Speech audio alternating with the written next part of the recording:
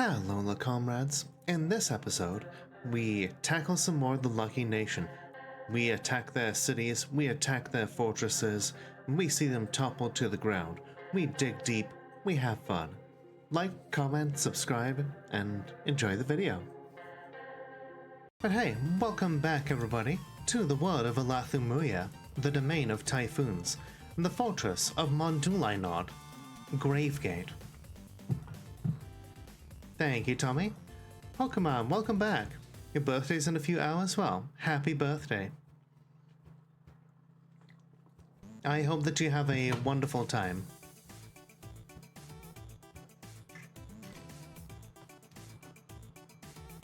Okay, so. Trans rights. Trans rights. Offhandedly, trans lefts. Alright, so one of the first things that I want to do is make sure that this gets turned into a guild for the farmers, because one of the things that I've noticed is some of our people who are the least happy have actually been part of the farmers guild, and they want an official farmers guild to be built, and every time I've said no, they've had an unhappy thought. So I'm like, okay, we have to rectify that then. We'll give them a guild, because that's what they want.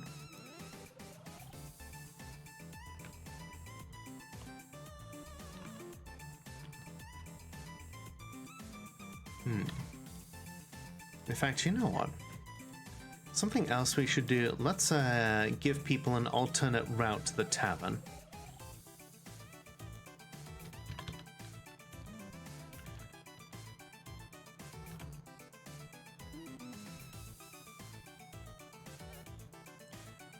Oh yeah, all of our giant grizzly bears are growing up. Let's make sure that those fuckers are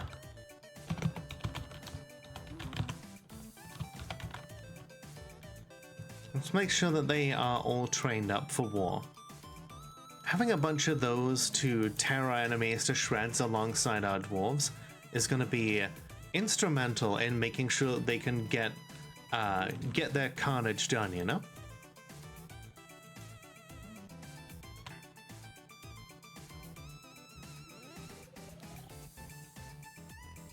Alright, so we dig this area out, and then the next time we're ready, the next time the Farmers Guild wants a guild, we'll just get this place done, and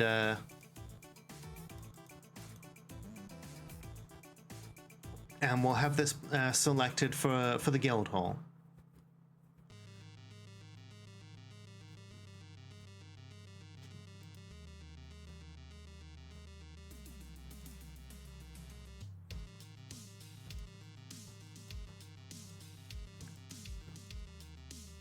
Where's Lenny Dwarf? Let's take a look, shall we?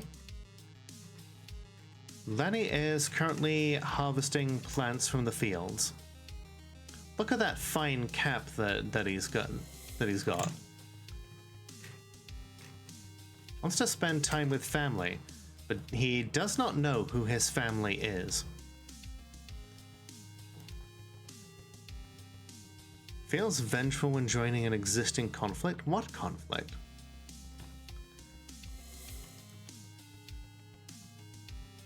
Oh, thank you, Tommy. I honestly, being an inspiration is something that I've always wanted, you know? It's one of the biggest things that I've aimed for.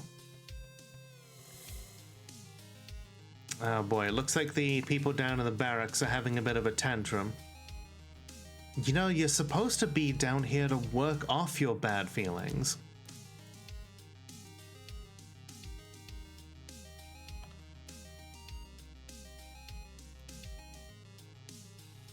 That's what the combat therapy is supposed to be doing. Well. That's some murder there. Oh. The forgotten beast Stutus Sumspanusum has come. a great feathered scorpion. It has large mandibles and it squirms and fidgets.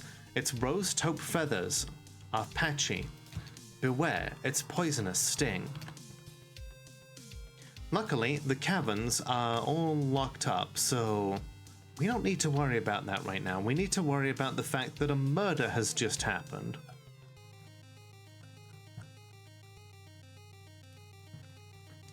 Looks like our dungeon master was one of the ones who was part of it.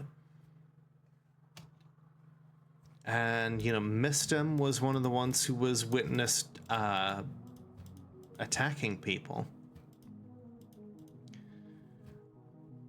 Disorderly conduct, yep. Another case of disorderly conduct.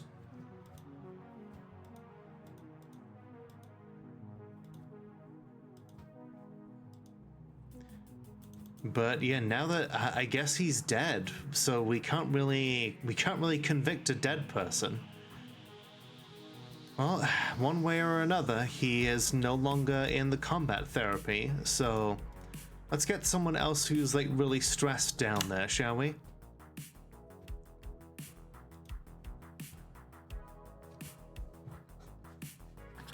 Sure, there's more people who are supportive as me and my community. Well, thank you. I do my best, you know.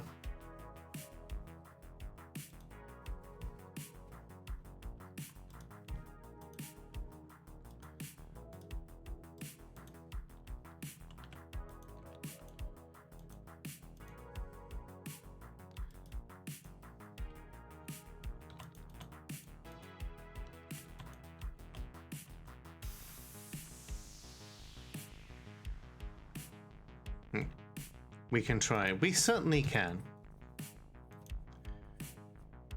Okay, alright, you know what? I'm gonna pull both these levers and get these traps, get these hatches locked up again. Start retaining a bit of water to do some mist across all of those areas. Yeah, the problem has been water pressure. But don't worry.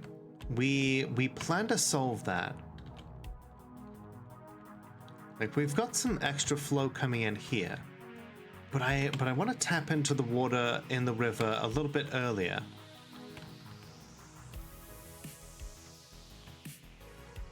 So, say for instance, if we grab it here.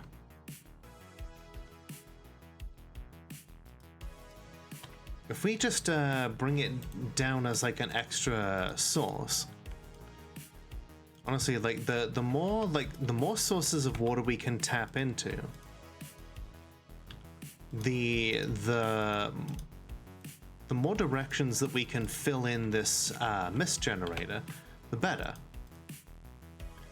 Even if not all of them are necessarily high pressure, we can still bring it in from like multiple areas, you know? And when it's winter time, that's when we'll really get to work on it, because right now because in winter time the water will freeze, which will give us the perfect time to work on it.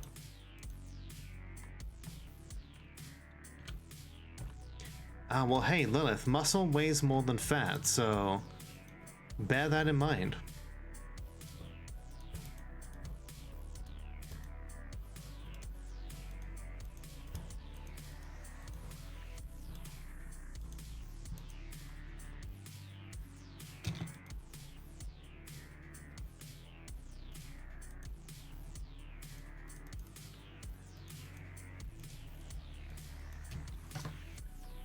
Okay. Looks like this lady is gonna encrust some furniture with cut glass. Nice. We've got cut glass and cut gems that are going onto all sorts of furniture here.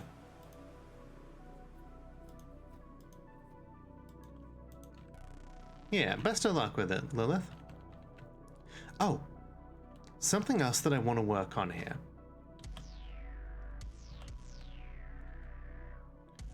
I definitely want to cut out more of this area as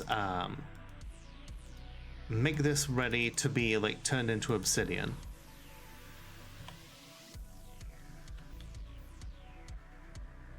So yeah, this is our obsidian generator. It's essentially. It allows us to fill up this area with magma, and then we flood the area with water to turn it all into obsidian.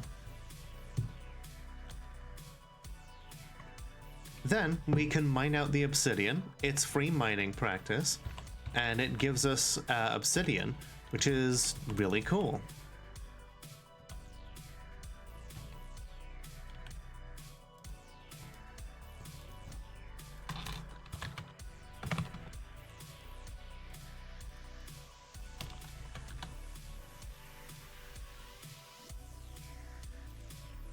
Huh, we don't have anything to melt? I don't believe that. Okay, all these silver bolts, I want those melted. Bismuth bronze bolts, let's get those melted. These iron arrows, I want those melted. The silver arrows, especially those. Oh, some of these are not actually, some of these are a bit of a problem. You know, because we don't have,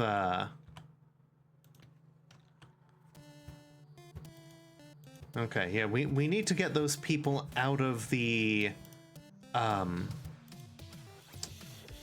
we need to get those people out of there first, you know? We've got a lot of people with arrows and traps, and we gotta release them from those cages in order to deal with them, you know.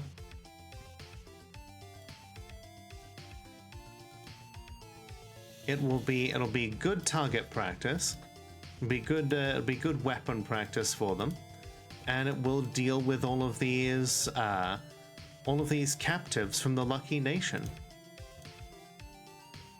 Not just the Lucky Nation, there are also some necromancers and such in there.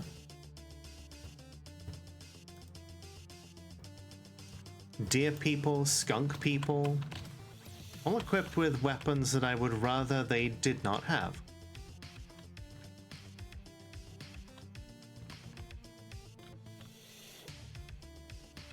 Look at all those grizzlies. There's so many grizzlies, I love them. Okay, this Hammerlord here. I think we should give him, let's give him a grizzly or two. Here we go. This grizzly, go join your new master. Should probably give the archers some grizzlies too, you know? Something to help keep them safe in melee.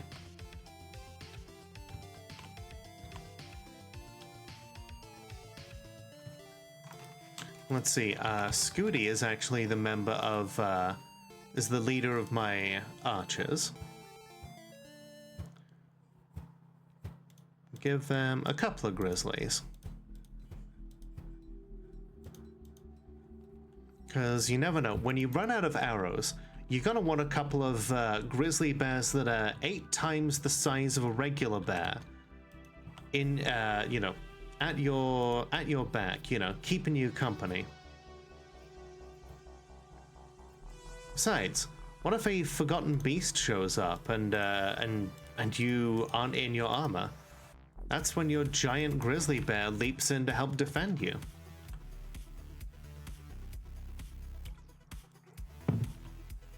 I would love it if they could actually ride them, but that is not a mechanic that's currently in the game.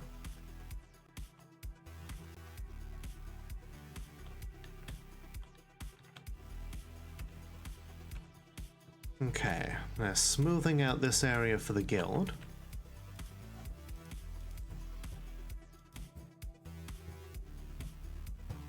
Give it a good pair of steel doors.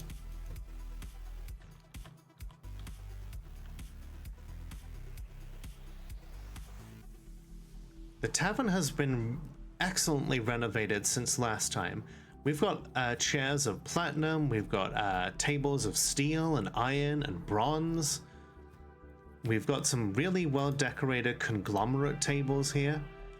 And this is basically our legendary dining room.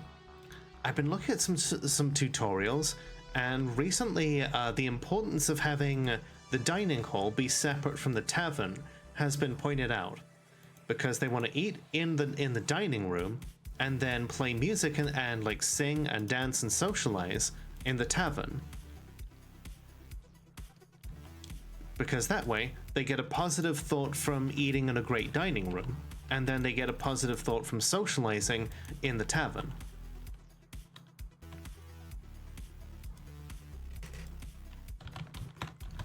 Okay, those giant wolves are starting to really get out of hand. I think we gotta cull some of them, you know? And we'll make some of the rest available as pets, just in case anybody wants some as pets.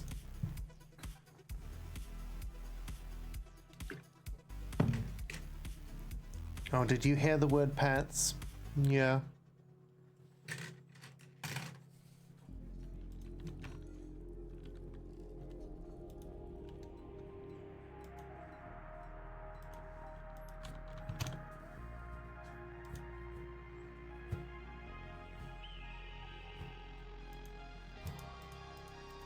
Let's get those jabberers in there. If we can tame up some jabberers for,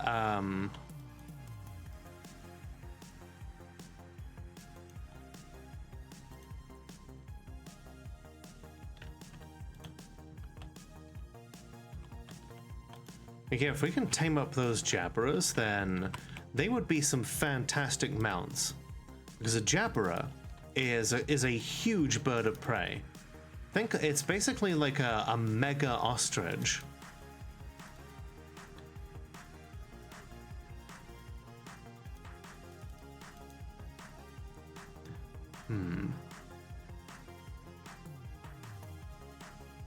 What's that mouth do? What do you mean? It's a jabberer. It's got a beak, you know, a massive tearing beak.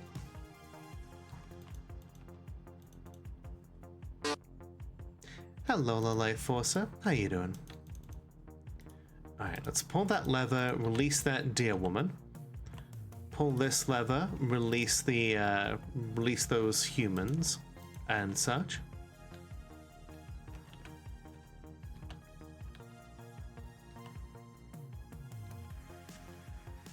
You know, get ourselves some combat practice.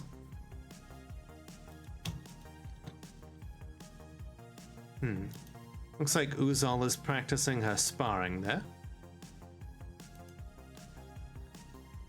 You know, she really should get some of her weapons and armor on if she's gonna practice sparring. But, you know, she does have other people here, like look at Freya. Freya is currently teaching everybody how to hit people with miscellaneous objects. Possibly like her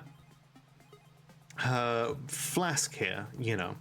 Just in case you don't have a weapon to hand, sometimes you've really just got to smack someone with whatever random object you have to hand. Deep within this strange place, we've uncovered what must be a treasure of the gods. Raw adamantine and ego dulcer. This is a large pockmarked metal coat. All craftsmanship is of the highest quality. So that's a human-made thing. And because it's large, that means it's sized for humans. So we as dwarves are not capable of using it. But you know what? That means it will sell for a tidy amount of money. Or for any amount of wealth that we might want to offer for it. How to bash 101, absolutely. I used to know one of my favorite dwarves was gained the title the Crazy Prince of Craft. And one of her favorite things to beat people to death with was a green praise mug that she stole from some goblins. And she was eager to teach people how to hit people with this mug.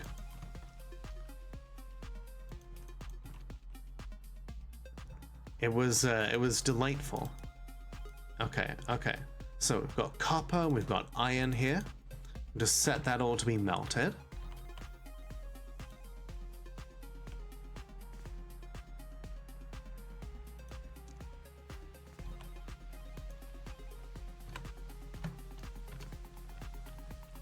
So now that those metal objects are available to be melted, yeah, we can reappropriate that copper into something better.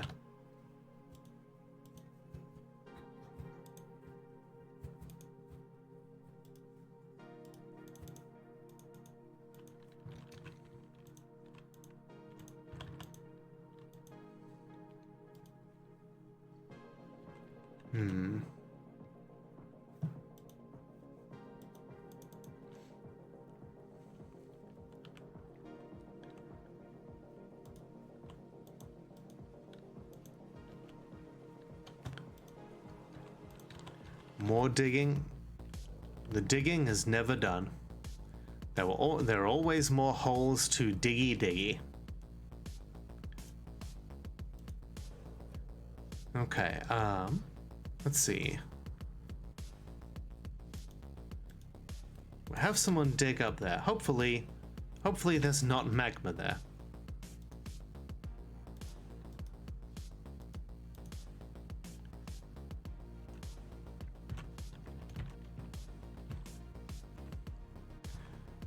Okay, we're widening the obsidian chamber because I want to be able active. Thank you. Hey, yo, questionable inserting your bard. tip.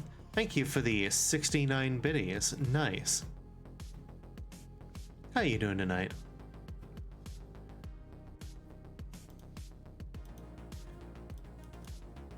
All right, let's get widening the obsidian chamber then. Hope all's well. You know, all is about as well as it can be, which, you know, that'll have to do. How about yourself? Right now, I don't know if I can say that I am well, but I persist despite the efforts of my enemies who would wish me dead. And you know, that will do. I will be content with that.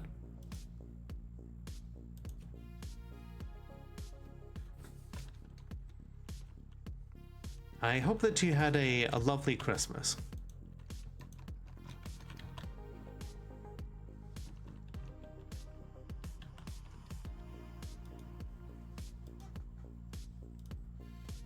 Okay, do we have a pedestal? We do not. Not a brand risk. You know, I am okay with you know, I've kind of accepted that maybe I will be a brand risk, and I'll have to be okay with that.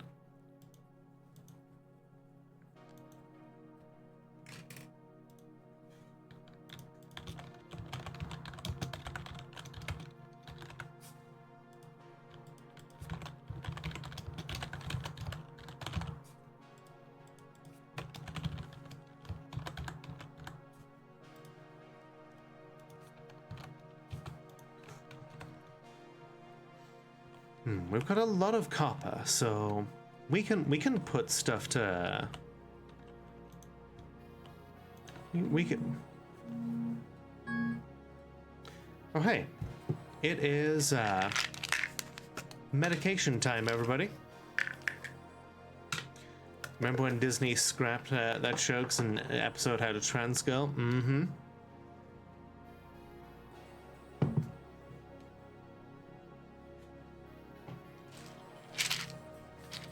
Remember, Corpos are not your friend. Disney loves to have the respectability of someone who is like inclusive. They love to represent. They love to like have that representation.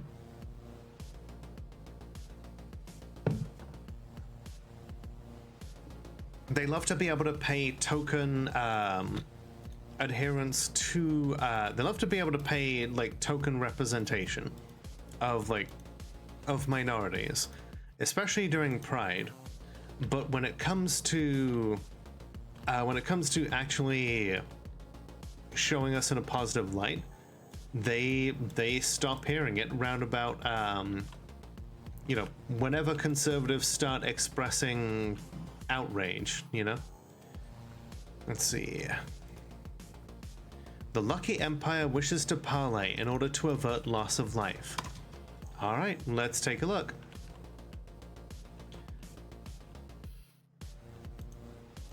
Yeah, he was by all accounts yeah, but real asshole, you know.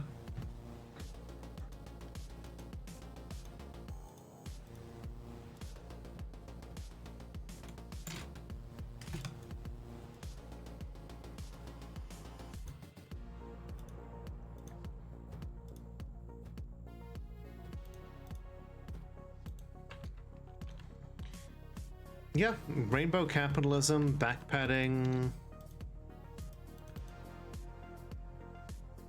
It is all just what the? Why is there a fight going on here? Oh hey, Senshi has been taken by a Fey mood and has taken a crafts dwarf workshop. I guess because he doesn't have any skills other than cooking. Okay, he's heading off to go grab some stuff. Cool.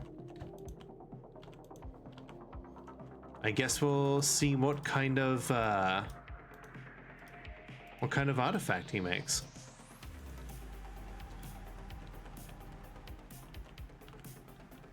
Oh yeah, no, absolutely, King. I could not agree more. Like, rainbow capitalism loves to make use of us for the rainbow part. Yeah, they love to show themselves as being respectable and inclusive, but then when it comes to actually representing us in a way that matters, suddenly they don't want anything to do with us. If it'll cost them money. You misheard cooking as cocaine and got excited. God, imagine if a dwarf made some artifact cocaine, you know?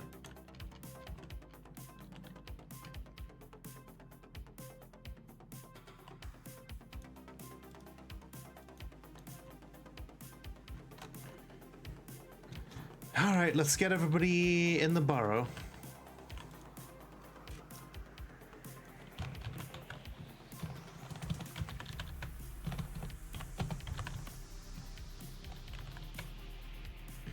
Where's our mayor?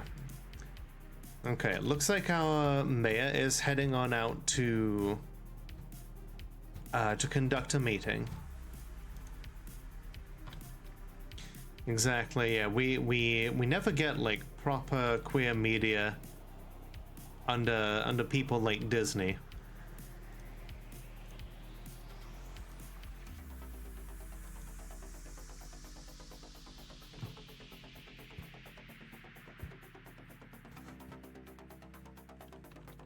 Corporations are not your friends.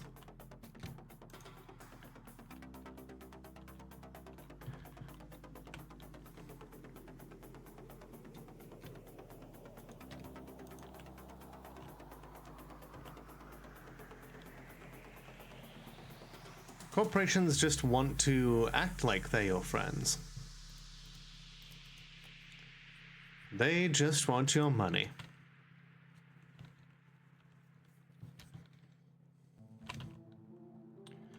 Like, you say that, and yet here you are on Twitch and YouTube.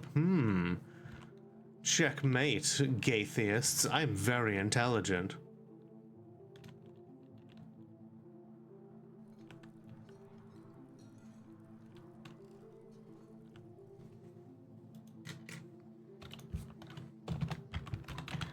What the hell is the mayor? Currently stuck amidst the press of traffic here.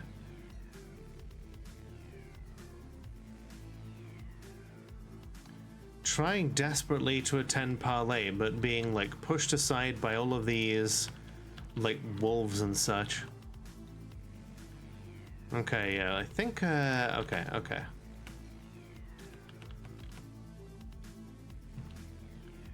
Maybe we need to, yeah, we'll remove the borough and get people here like back to work.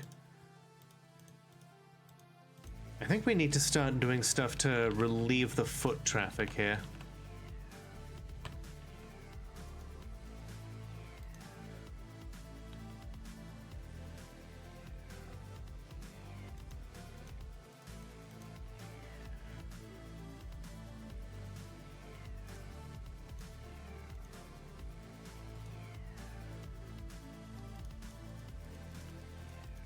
Okay. Really, partaking in capitalism means you agree with it, despite your vocalization. Yeah. It's like, yeah, we don't have the ability to... We don't have the ability to really have a choice, you know? The leap of shaming is the property of our people. Pass this treasure into our possession, and we shall depart in peace. What is the leap of shaming?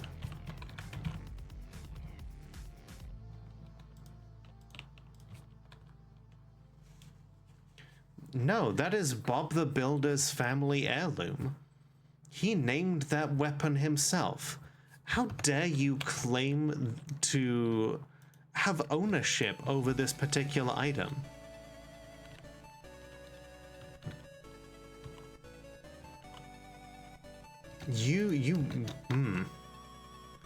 That angers me greatly.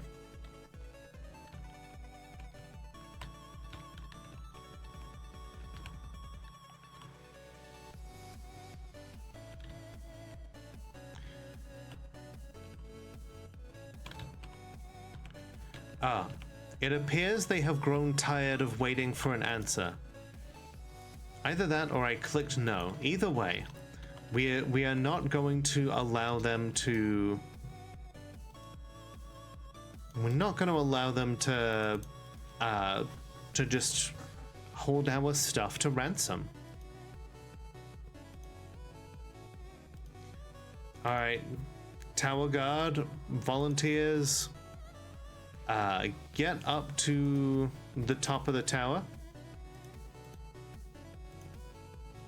Marks dwarves, get up to the top of the gates.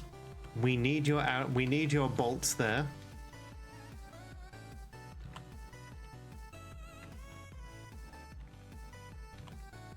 The rest of you, get the hell inside.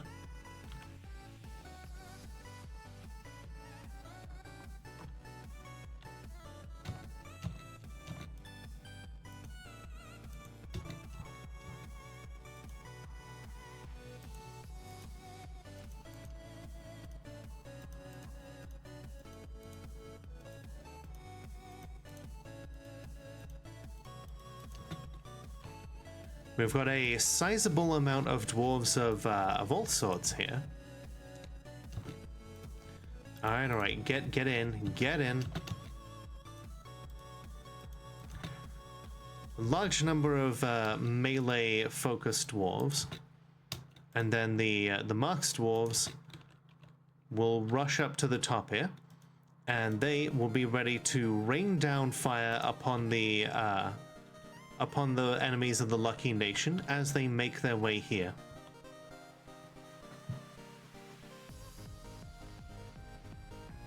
Surprised you Disney didn't just pull a Yu-Gi-Oh! GX and cut the ending altogether.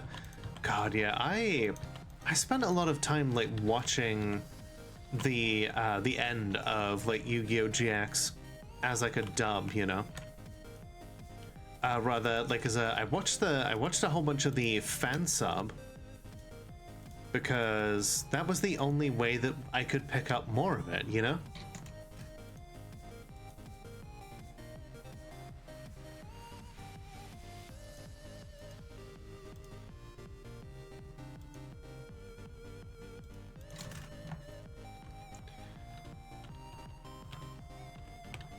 Oh yeah, we've got a bunch of obsidian statues of Lemol the Hot Torches.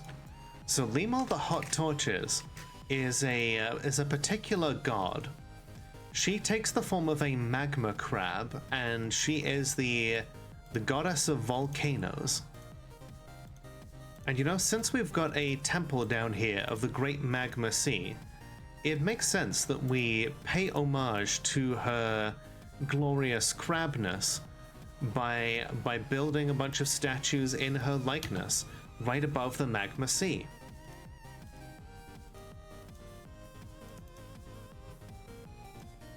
The magma sea. Well, it will definitely be hot.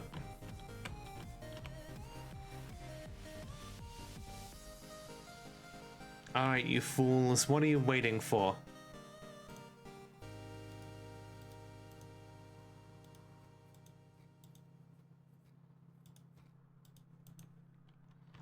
I need you to come up here and try and kill us.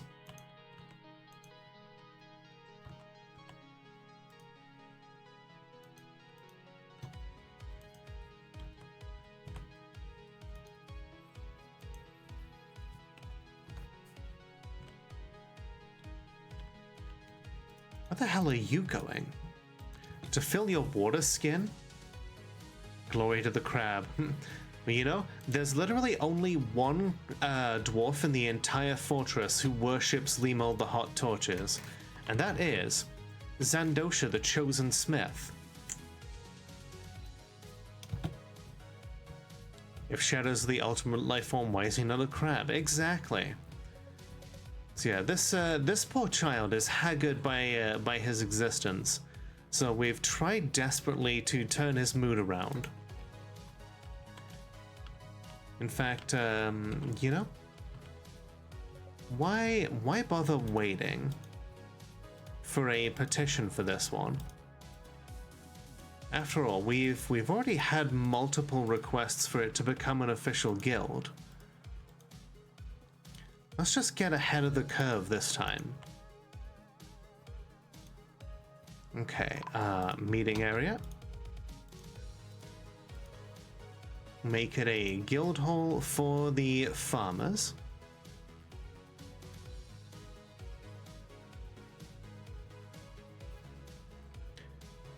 Let's see, the Oaken Hall. Okay, cool. An elf performer has been found dead. Well. Alright, looks like they are finally advancing towards us. Some of their dogs are getting caught in cage traps. A lot of their dogs are getting caught in cage traps. Oh! The Minotaur Werima Wulumasapi Refekona has come. A giant humanoid monster with the head of a bull.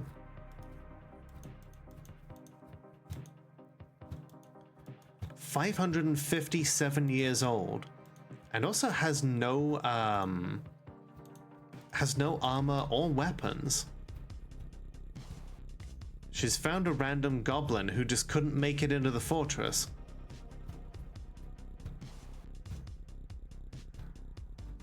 And has just punched her to death. Well, looks like they killed a miner who'd been left out in the cold. That miner, this Minotaur is probably just going to get caught up and attack the people of the Lucky Nation in a siege. Either that or step on a cage trap. Oh. Got distracted by a cat there for a moment. And now it's beating up a dog. And that dog is now dead. What do you mean a weaponsmith has been found dead? What were they doing out there? What was Anonymous doing out here? Oh, what a shame.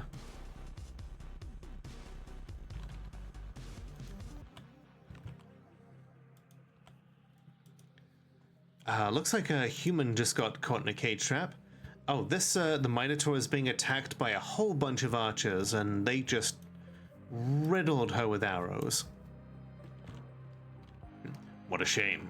Well, just a random giant grizzly bear came out to have a fight. They, well, they had to do a lot of work to put that one down. I did not want them to have to... I did not want that grizzly bear to run out like that. Whoa, here come the humans. Looks like some of them are trying to shoot down here, I think. Get up to the fortification so you can actually see. Oh, okay, a lot of archery and counter archery going on here. They are firing down at the drawbridge. That was part of the design. That is working. But they are making their way up to shoot at the archers, so I think it's time for our melee troops to make their way out there. We've caught a bunch of them in the cage traps, and now it's time. The Gloved Adventures, led by Aurelia, one of our finest troops in steel armor with a golden artifact mace made by one of our finest weaponsmiths, an 8-year-old child. But still, she is responsible for all manner of death, and she has single-handedly helped, you know, destroy, kill, burn out enemies. She has 7 notable kills and 39 other kills to her name.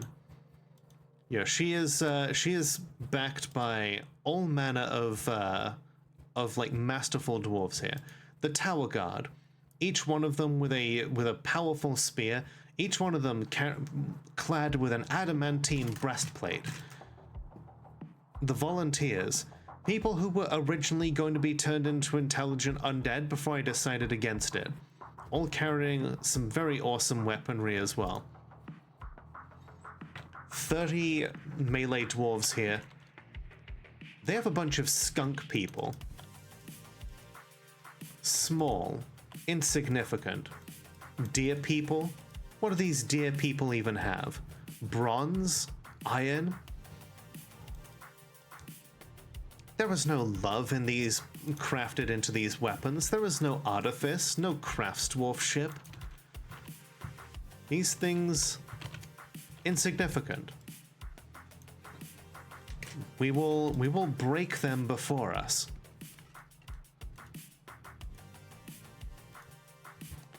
Dwarves, attack. Did I know that New Vegas actually incorporated a ton of elements from Interplay's cancelled Fallout 3 Project Van Buren? I did know that. I know that Kaisar's Legion was meant to play a big part in Van Buren before it got cancelled.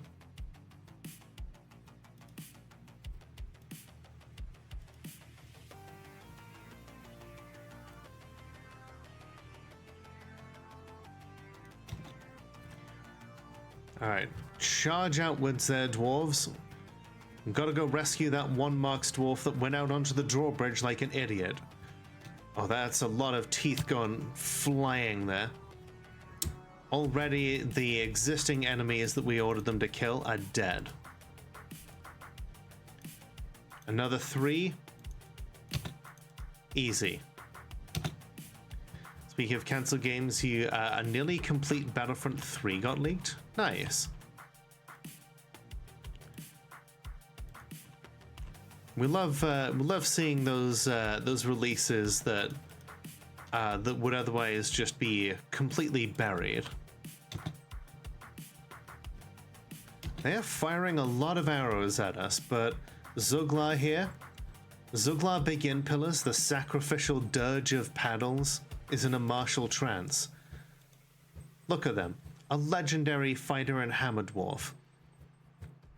Even a master kicker and accomplished biter. Yeah, he is he is an absolute god. These creatures do not stand a chance.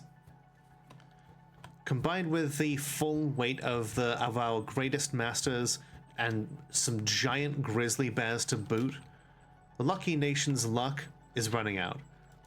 Aurelia, one of our best fighters, has literally fallen asleep.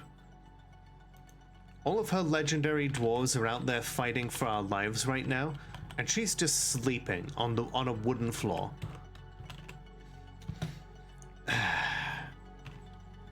Well, let the butchery begin. Tsukiyomi, Alola, it's been a while. I am doing well, you know. It is, it's a good time. It is Friday. It's, you know, we are currently in the midst of a siege, and our dwarves are out here putting paid to our enemies. How goes it? Oof, bits of bone and teeth and cartilage are all over the place here. Kosoth over here in a martial trance. How many kills here? Oh, only 2. How skilled are they? Wow, a legendary spear dwarf they have not killed, like they have not bloodied themselves before now. Interesting. Well, hey, they are certainly getting a chance to prove themselves in battle now. It's a great shame that it was found, but also a shame that it was cancelled. I mean, no, I think it's great that it was found. If they didn't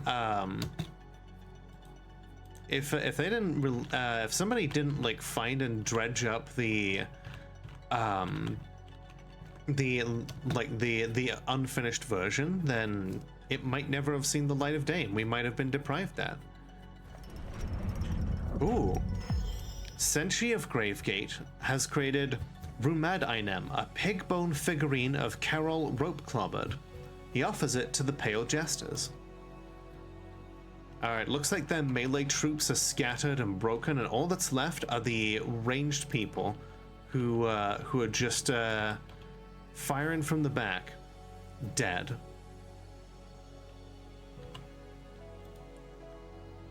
Looks like there's a small handful of invaders left.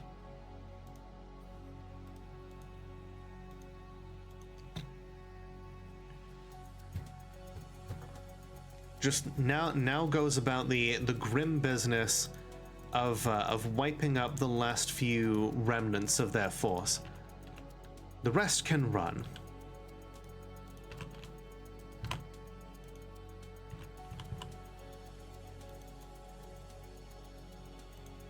Wait, why is this adamantine spear dropped? Who does that belong to? Wolfmaker.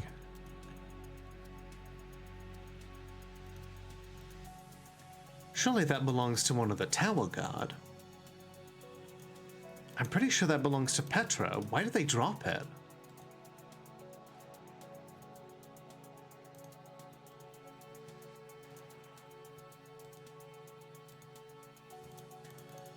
Petra, is something wrong with your arm? Ability to grasp somewhat impaired. Why did you drop your weapon?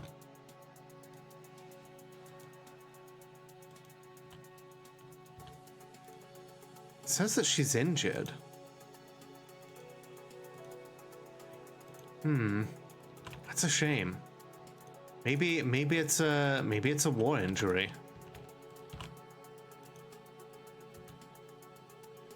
Oh well, either way, let's set about the business of seeing what we can salvage.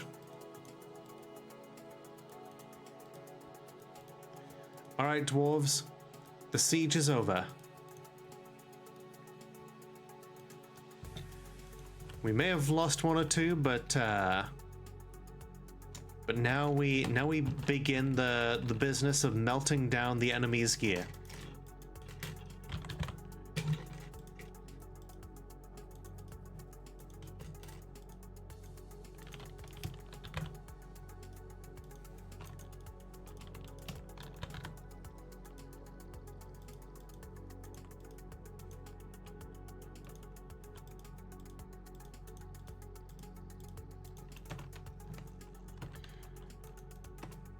Alright, now let's take a look at Senchi's figurine.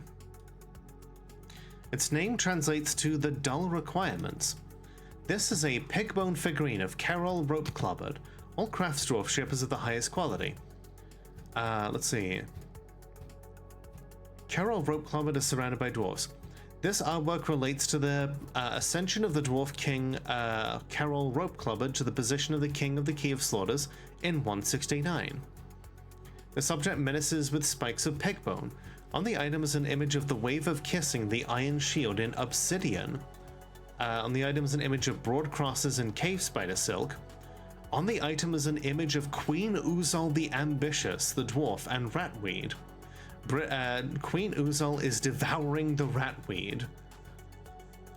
Excellent. An artifact that has our queen on it. Let's take a look at Sid's dwarf, shall we?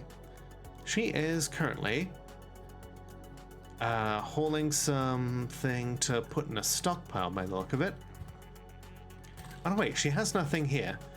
She must be going out to either collect corpses or perhaps take some of the war gear that we have grabbed from our enemies.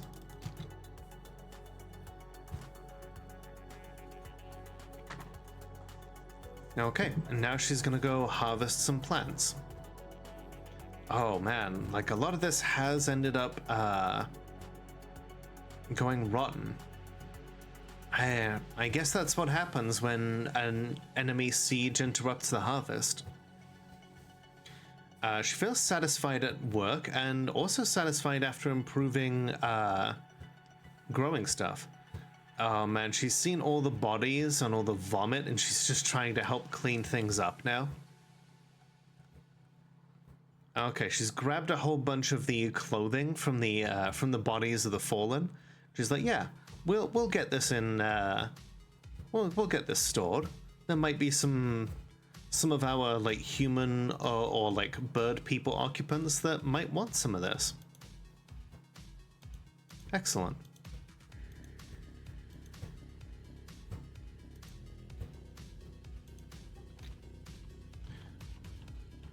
Okay.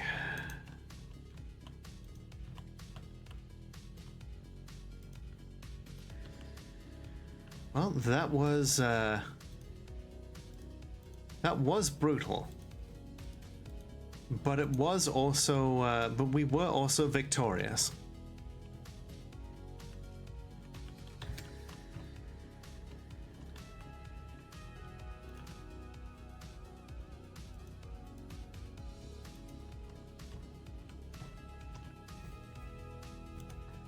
Ah, good, yeah. Put in new cage traps. We're definitely gonna need those. Look at that, it's snowing out. How Christmassy.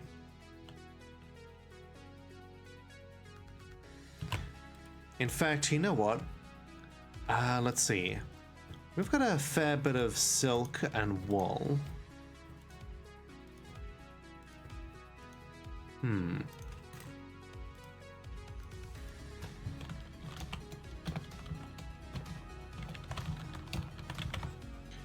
Let's get some socks made for everybody. That's a perfect Christmas gift.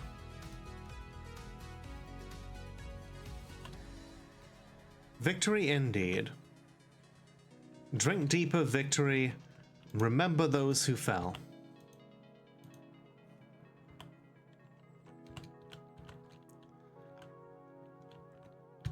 Because our enemies will not forget this. Our enemies will no doubt be dismayed to hear that they lost so many people in this latest attack. Perhaps that will teach them a lesson.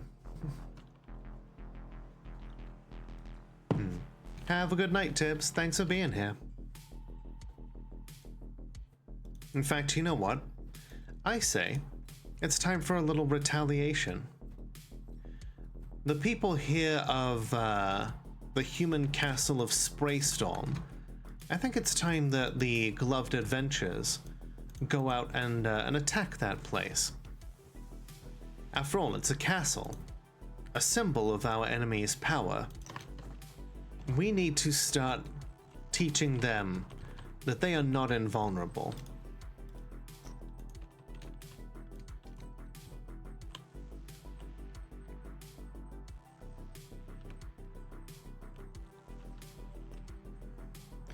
Looks like we've got a few people who are quite badly injured here after that last siege. Here's hoping that they pull through. People coming over to clean themselves in the well. Blissful after a soapy bath. Excellent.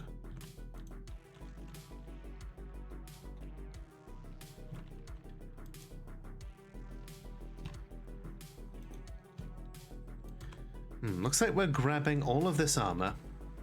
Better clear the rewards queue. Oh, 1 second. I just realized I don't have tits enabled.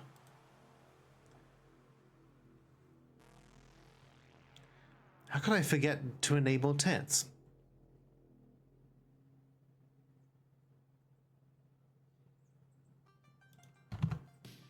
Okay, ready. Alright.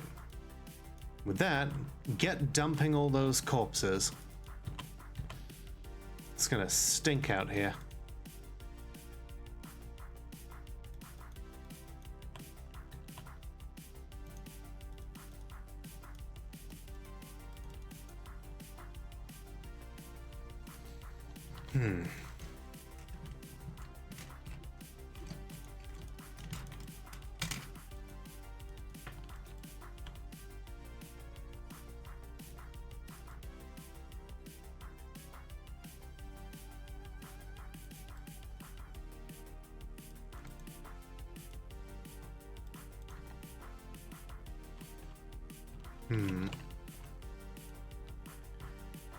So many new things being reworked into bronze and all of that. Well, hey, no problem.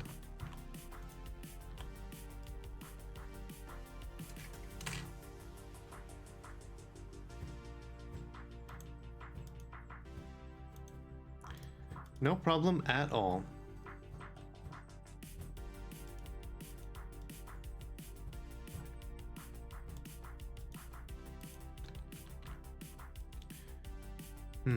Sure. Oh. The forgotten beast, Iden Idashmumas, has come. A towering eyeless wren. It has 2 long, curving horns and it squirms and fidgets. Its eggplant feathers are patchy. Beware its hunger for warm blood. Yeah, it's just a bird without any special abilities. And then it went back into hiding. Not particularly impressive. This is why we've closed the caverns for the most part.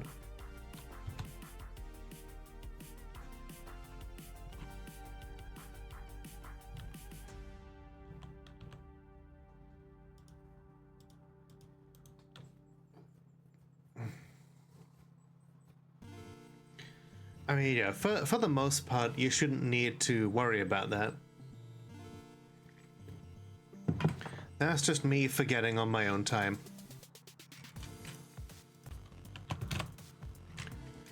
Let's see.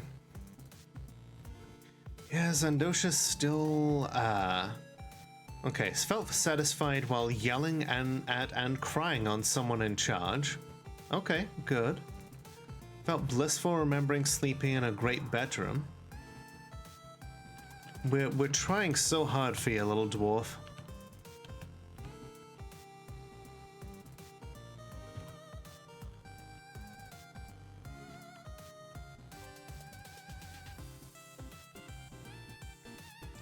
Yeah, here casually uploading entire soundtracks to Mickey's chat and then running. I don't have that ability just yet. I need to figure out how to separate the different audios and everything.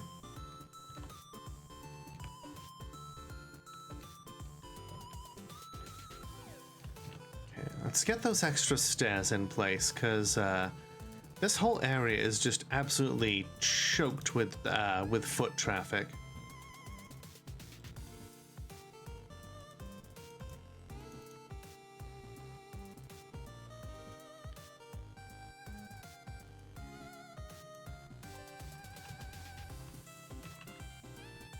Well, thank you, King. Have yourself a wonderful night, and enjoy your weekend.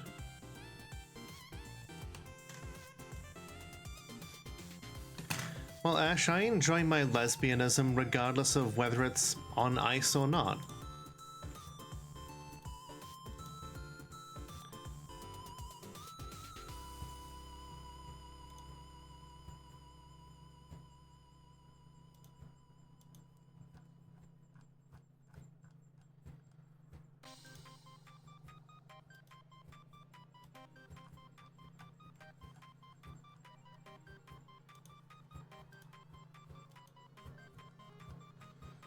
You know, I used to not... I didn't even have an iPod once upon a time.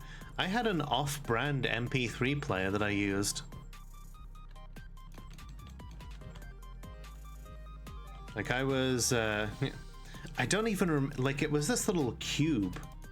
And it was... like, I don't even remember what brand it was. But it was like, weirdly clunky. And just like had like a set of buttons that you would click to change everything. You couldn't even see what was didn't even have much of an interface.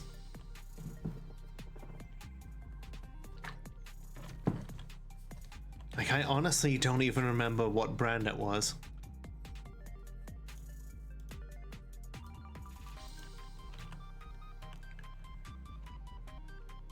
Okay. Eventually, I'm gonna get obsidian grates put in here as well.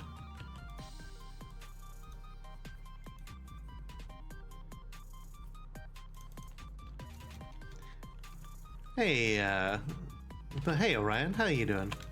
It is indeed fortress time. We just saw off a massive assault wave from the Lucky Nation.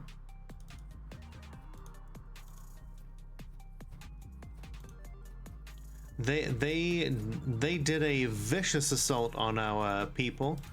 We lost a single Marks Dwarf, but other than that, we're doing well. Yeah, the Lucky Nation is a group of humans, among others. You know, they've got humans, they've got deer people, they've got skunk people, but what they didn't have was the ability to kill any of our legendary dwarves. Hey, it looks like the Gloved Adventurers and our Gilded Pleats folk have returned. So, how did the assault on the human fortress go?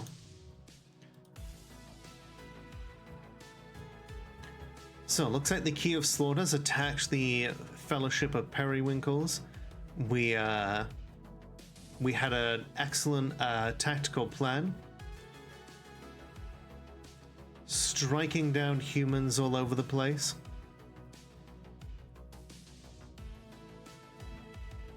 Looks like one of our cave dragons is now called the Creative Queen of Dourness because of how many kills she's gotten. The giant grizzly bears over here doing some destruction. We looted treasure, rampaged throughout Spraystorm, and they have fled, and we have destroyed it. An entire fortress just fallen to our might. We took a whole bunch of loot of various different types. But hey, with that fortress gone, that should send a strong message to the people of the Lucky Nation.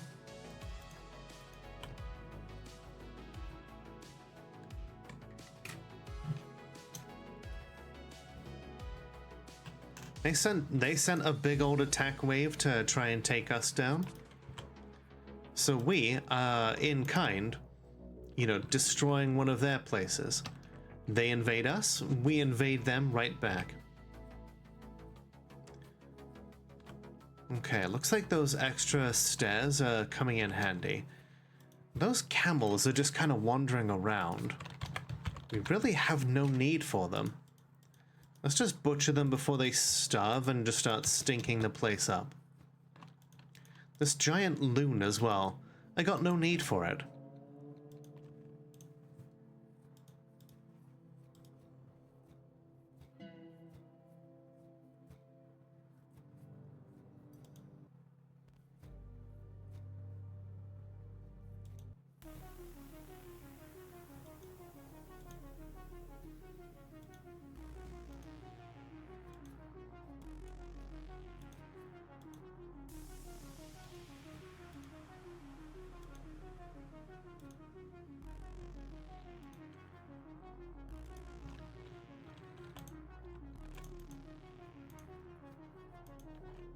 I would really like it if Sandosha would turn themselves around.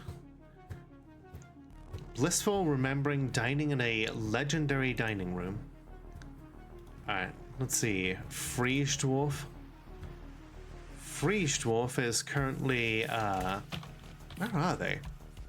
They are leading a striking demonstration and they are miserable.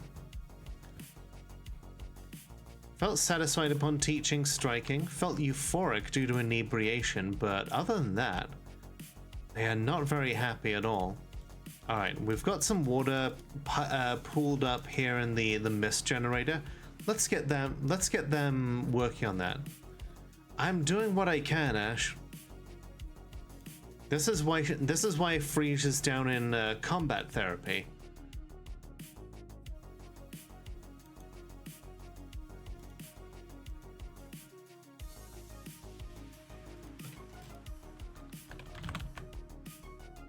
All right, let's see. Remove stress.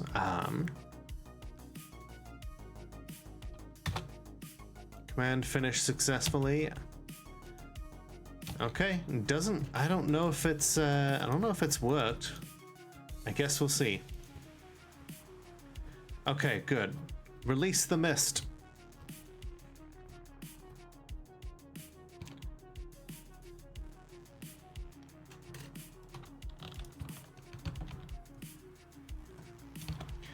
Okay, it seems to have worked. By the power of the gods, be well.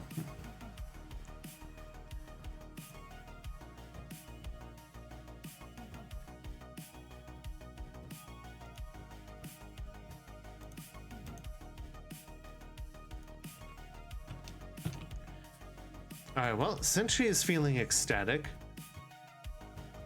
Oh no, it's just cream. Alright, that means we can remove Friege from this squad.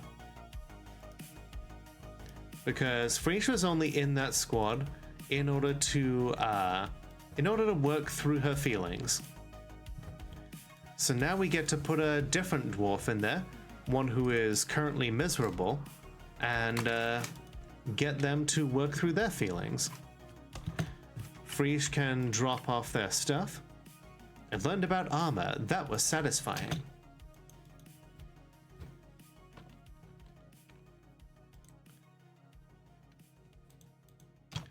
Let's see. How is... Okay. Aerith is stressed. Vutok is stressed. Osnan is stressed. Which, you know what? Like a waterfall is really helpful for people.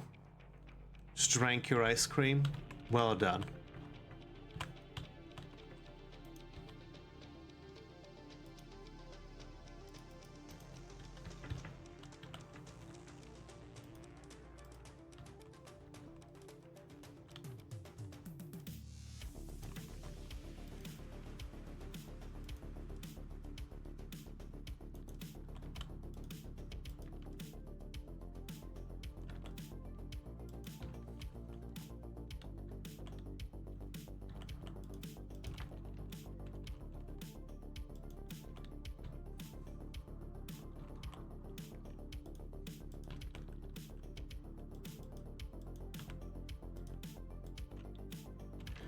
I'm hoping that the increase in pressure here is enough to get over this like wider area here. Oh my god. Sacred Stranger is throwing a tantrum. Degel Vodtirist. I think somebody needs to go to combat therapy.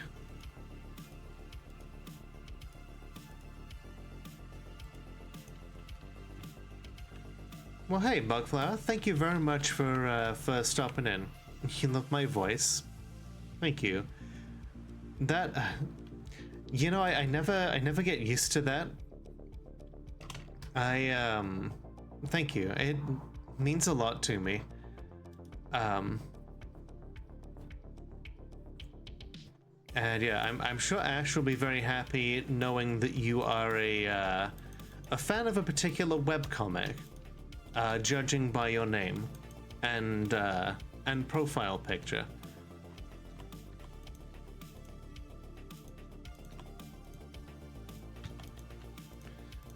Yeah, that Sacred Stranger is not allowed to just wander around out here without any, without this now. We gotta get working on...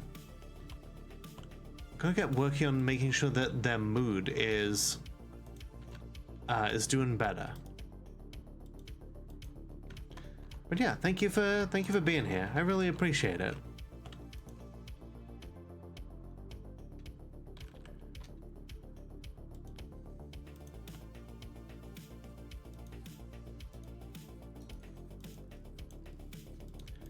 All right, more drinks. We currently have fewer drinks than people in the fortress. Actually surprised that the 413 gave you away for once. No, trust me, I am well familiar with that particular name. Or with that particular signal, shall we say.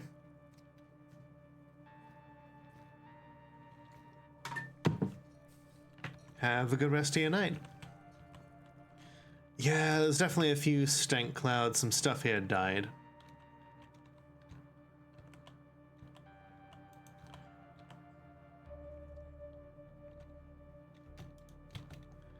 Make bone crafts. Do it.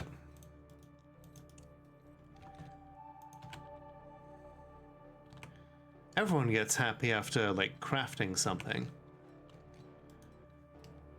Oh boy, this guy is about to start a tantrum.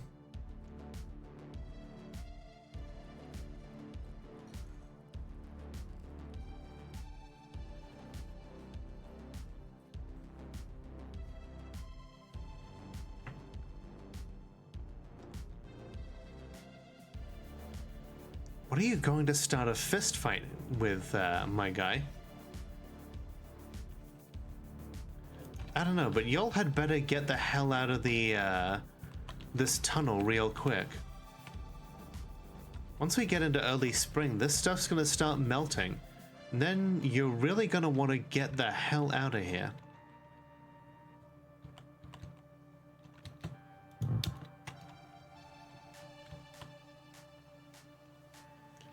One time you made a fort where any dwarf who was in a red mode... Yeah, crushed by the platinum horse statue, I know. That doesn't lend itself to, like, emotional well-being. I don't think you'd be happy if I crushed Lafrige under a platinum statue.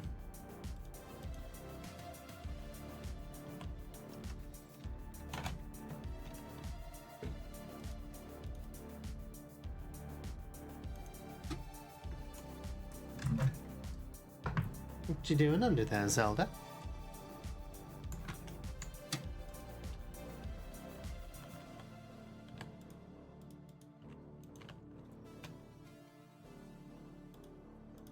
Yeah, that's what I thought. Okay. So we dig out that section there. And then we pour the obsidian in. Izzy doesn't have a dwarf. All right. Do you have preference for like profession?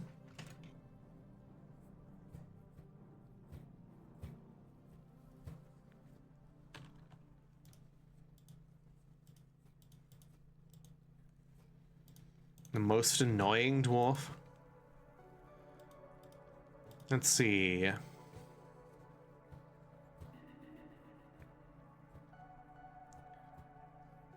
Who's been starting tantrums everywhere?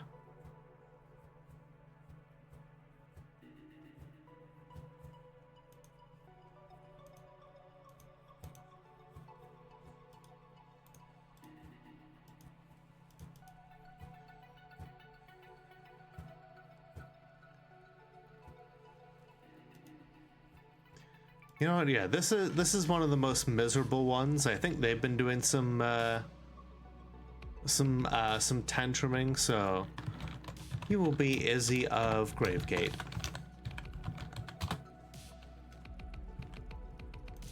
Cool. Perfect.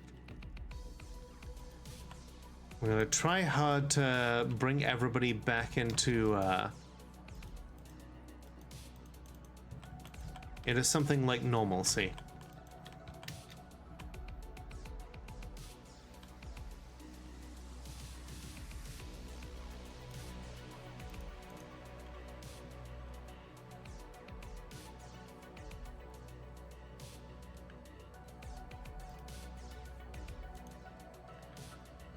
Alright, so you know what? That certainly was one, human fortress. But there's another one here. Let's say we send out the dwarves to attack once again and destroy that other castle.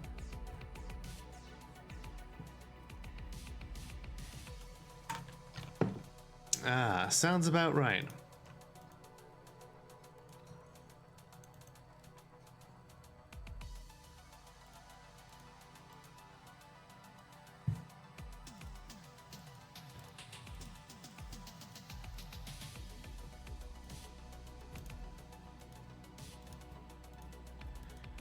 Yeah, dogs definitely do like you to to give you their attention on their terms. If you're not paying attention right now, then they know how to get your attention.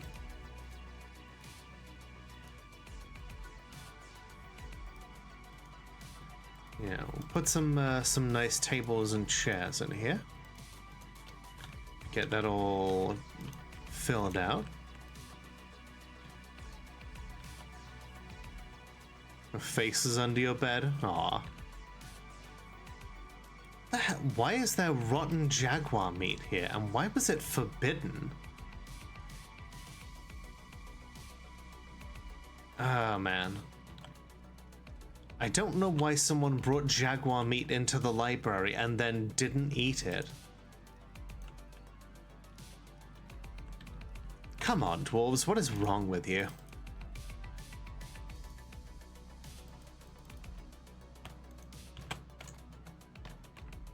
Thank you for patronizing the cocktail lounge. Enjoy your stay. Thank you for the follow. Follows are anonymous, but always appreciated. You are follower number 1663. Welcome to the Cocktail Lounge. My name is Lola. I'm the world's only Molotov cocktail VTuber. I checked. And tonight is Dwarf Fortress. Hope you're having a good night tonight.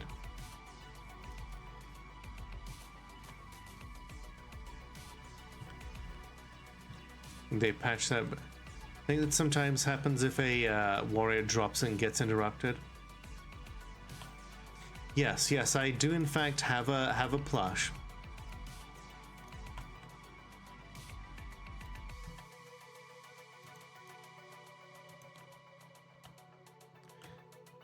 Real live is class struggle if you don't believe you're in a thought bubble. I'm very much a leftist though. I don't know if I'd call myself a liberal.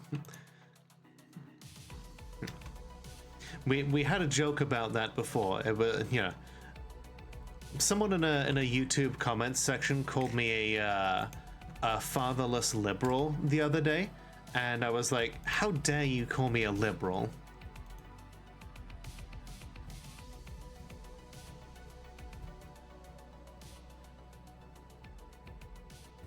Queer liberation, gotcha.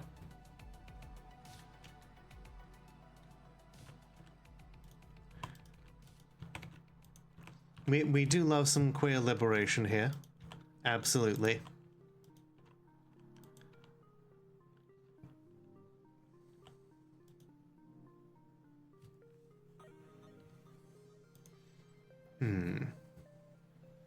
You know what we need? I want a military squad that has some I want a military squad that has like adamantine weapons.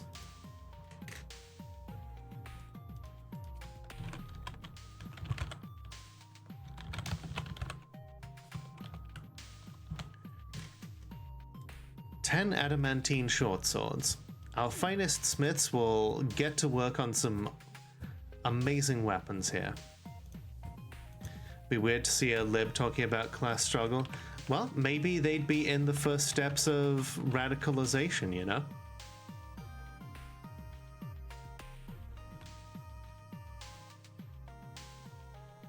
Yeah, now that Luigi, yeah, right?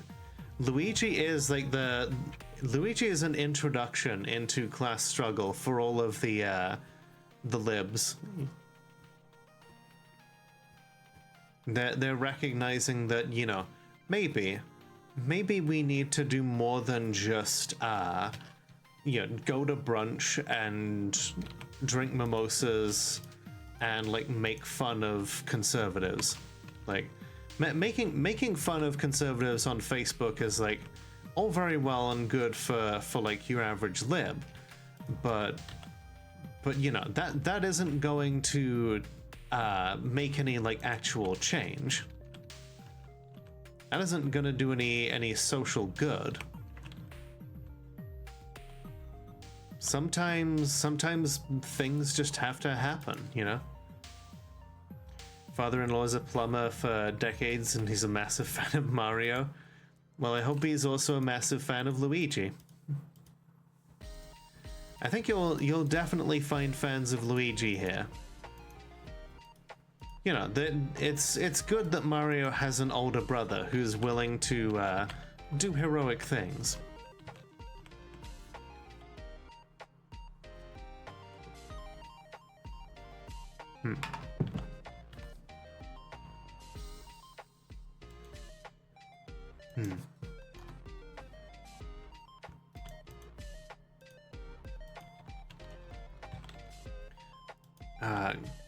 If there's one thing that I'm seeing that is just like absolutely wild to me, it's like how many people are finally just kind of catching on in some ways. There are a lot of people who are like watching as their like favorite conservative YouTuber is saying that it's bad that, you know, this poor innocent CEO is like, you know, was like shot, and then only to see like masses of people saying that this isn't a leftist issue, that this isn't a, you know, that this isn't some, you know, like evil godless commies who are talking about this. That pretty much everybody can get behind. You know, seeing bad things happen to CEOs.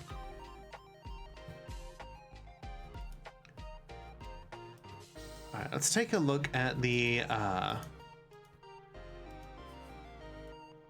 we have any adamantine short swords here yet?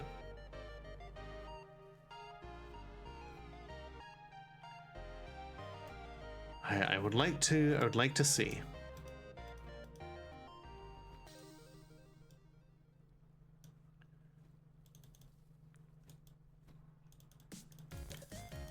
Ooh, those are some really good looking short swords. At the very least, they're at the very least superior, but otherwise like masterworks. Beautiful. Minus the whole accident causing a massive famine throughout the incompetence and yeah. Some, absolutely.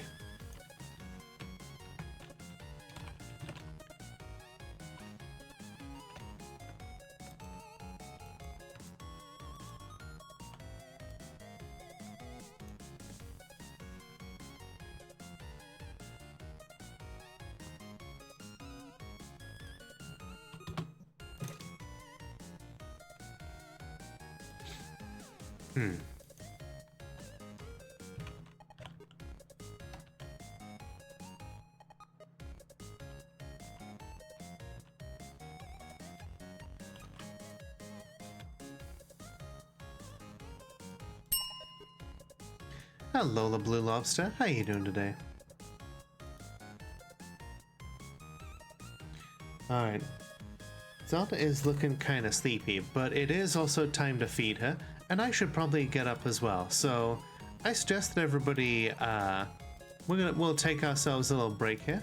So get on up, stretch your legs, grab a drink, do whatever it is that you need to do, and I will be right back.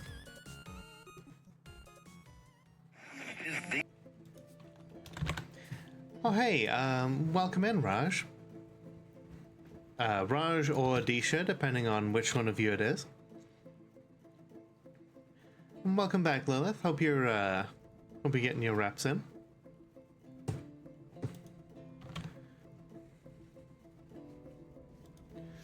Both of you? Excellent. What's so funny? Will I share with the class? No. No, I will not. Maybe?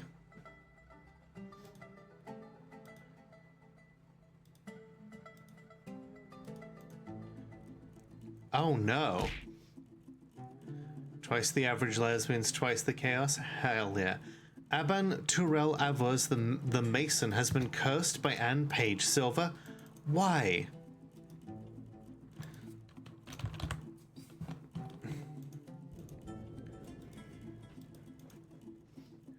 Oh, Jesus.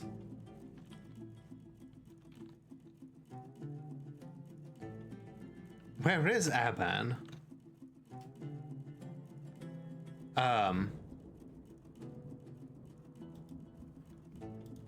Oh.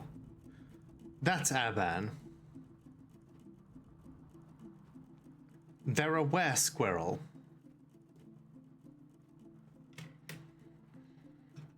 I guess that's what happens when you topple a statue in a temple of a god. You get cursed to be a were-squirrel. Shit. Oh no. Oh, this guy is bleeding a whole bunch as well. This one is bruised. Okay, okay. Tower guard, can you do something about this? Terrible night to have a curse. I know. Fucking full moon and everything. Okay, okay. I'm sorry, but you are wounded. We have to expel you. Oh, even the Demon Slayer miner. We've got to expel you too. Oh, nuts. I see what you did there. Oh, that's rough. Still, I suppose now that's one tantruming dwarf that is no longer a problem.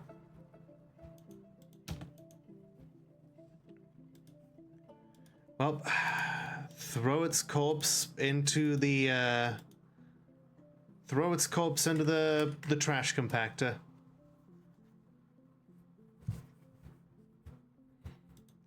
How fucking threatening can it be? Apparently quite threatening.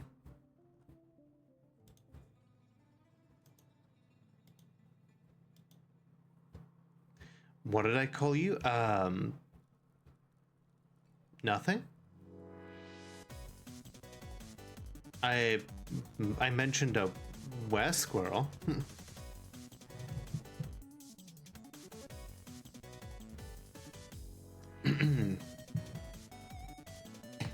See, is Lenny practicing his Kubrick stare as well?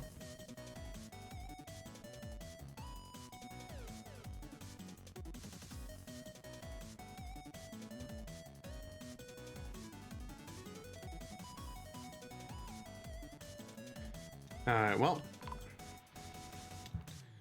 Oh hey, the annual tribute from the elves has arrived. They have come bearing some terrible wooden crap and actually a quite nice cloak. A well-crafted grown Kenneth cloak. Okay, nice. Honestly, that's not terrible. Oh hey, looks like the entry from the river has been cut out. It's proceeding at a fair clip, actually. Because we've taken it closer from the origin point of the river, it's got a lot more pressure behind it.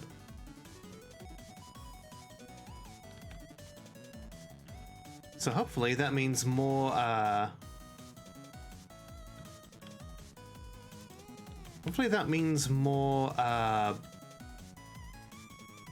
more water in the mist generator. What game is this? This is Dwarf Fortress. We play it every Friday.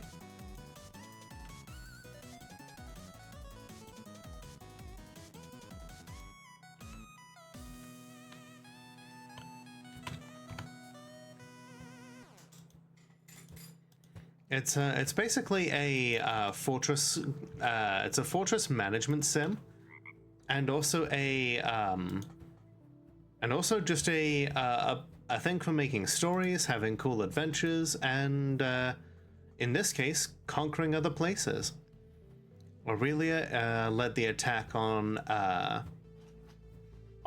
the human fortress. Looks like we are just slaying humans here.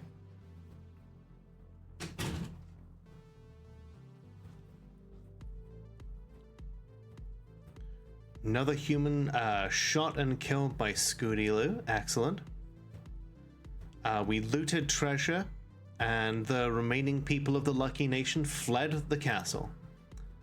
What kind of treasure did we loot? A bronze pick. Okay. Some interesting stuff. All right. Well done. Yet another of the castles of the Lucky Nation has fallen to us.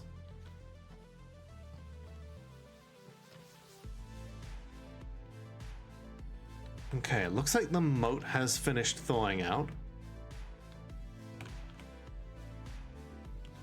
You're thirsty? Well, you know, you won't be thirsty much longer because you're in the middle of the river.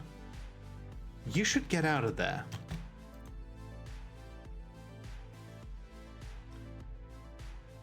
It's starting to fill up. What the hell could you possibly be getting from there? I should probably forbid them from going into the river.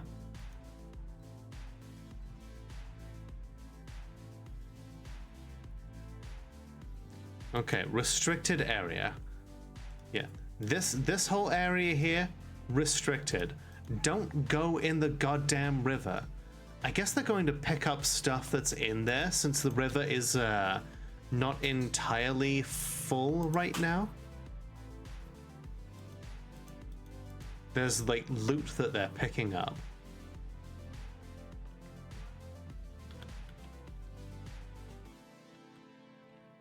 Okay.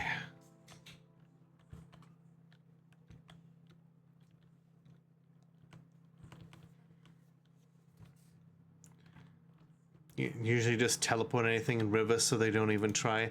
I'm trying not to use that many console commands in this one.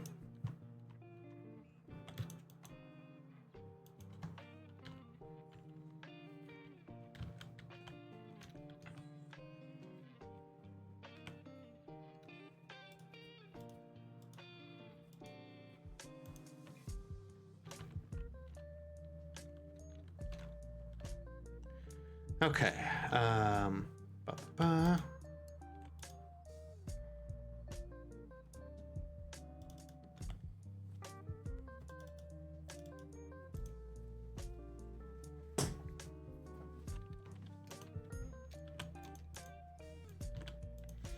Well, it's springtime, which means that the elves are probably about to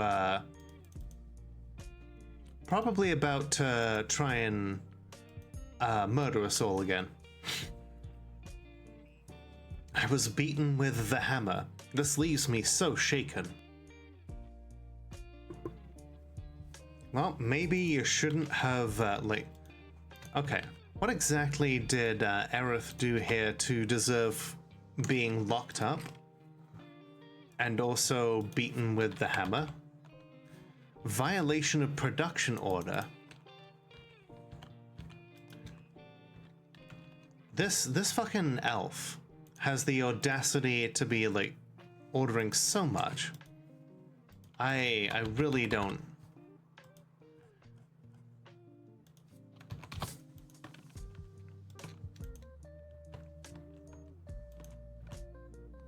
Ooh, Sid has made a giant bat bone scepter.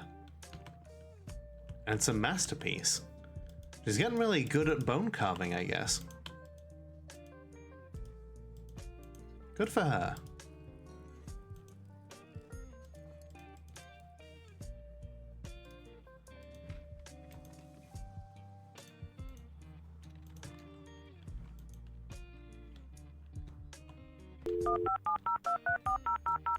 Ah, the song of my people.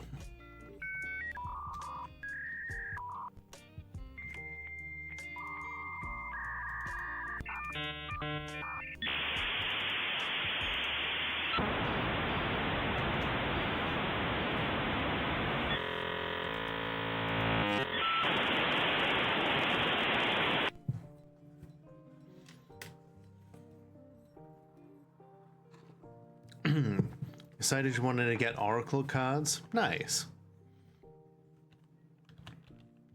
It is, you know, Oracle cards, you know, I've seen a couple of them. They, like, those decks look really interesting.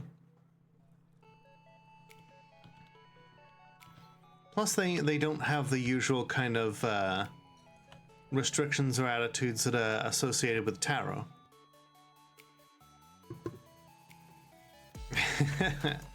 Hey, you know, only us OGs remember AOL and that shit.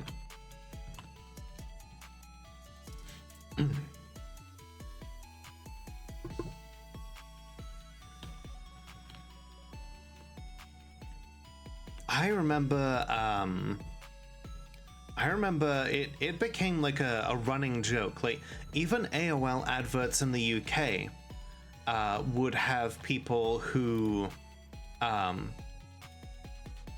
they had one of like this dad who was like calling up AOL, and he was like, yeah, I'd like one of your free trial discs, please. And he's like picking up his cup of tea, and he realizes that the coaster he's using is actually just an AOL free trial disc. So he's like, I've got one.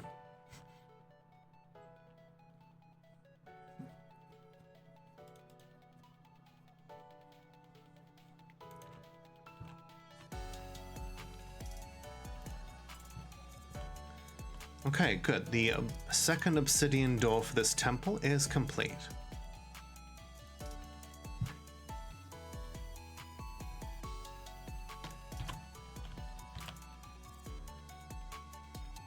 Ah, more raw adamantine. Perfect.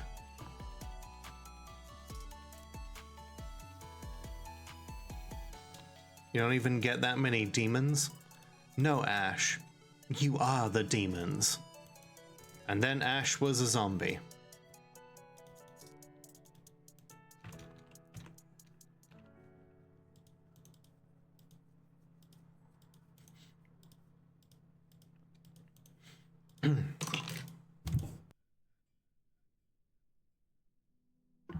If anybody doesn't know what the hell I'm talking about, that's a reference to a copy pasta called Doom Repercussions of Evil.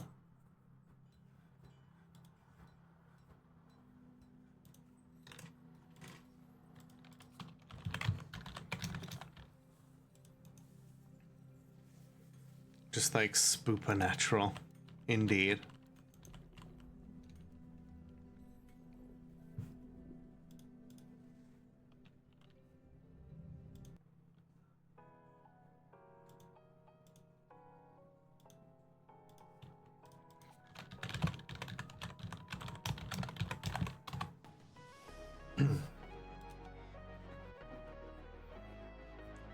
Let's see, it says, John Stalvin waited. The lights above him blinked and sparked out of the air. There were demons in the base. He didn't see them, but he had expected them, now for years. His warnings to Colonel Joson were not listened to, and now it was too late. Far too late for now, anyway. John was a space marine for 14 years. When he was young, he watched the spaceships, and he said to Dad, I want to be on the ships, Daddy.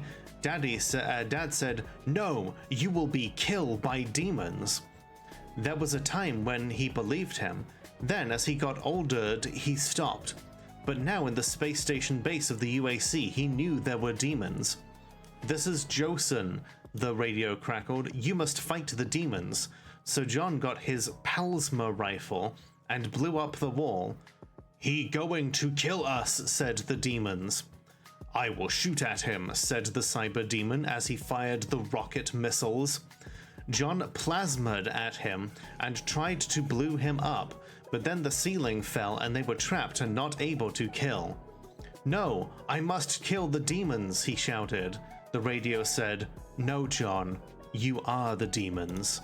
And then John was a zombie.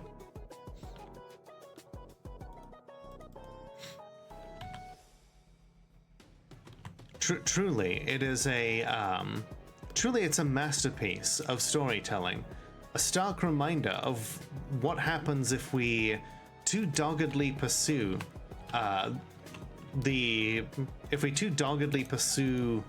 destruction of all things that we hate.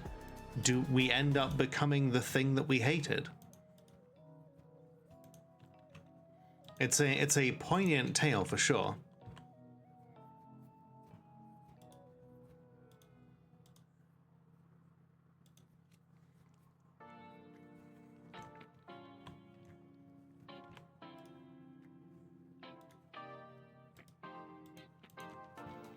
What a twist. I know, right?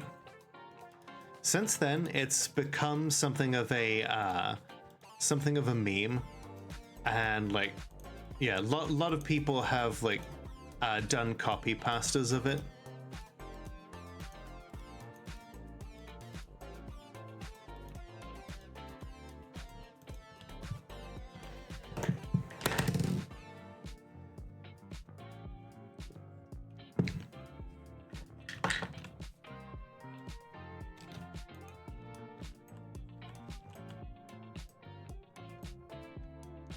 Oh hey, a pocket of water.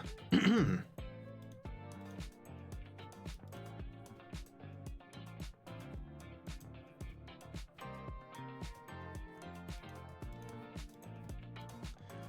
gonna have to be real careful about how we tap into this as we go further down.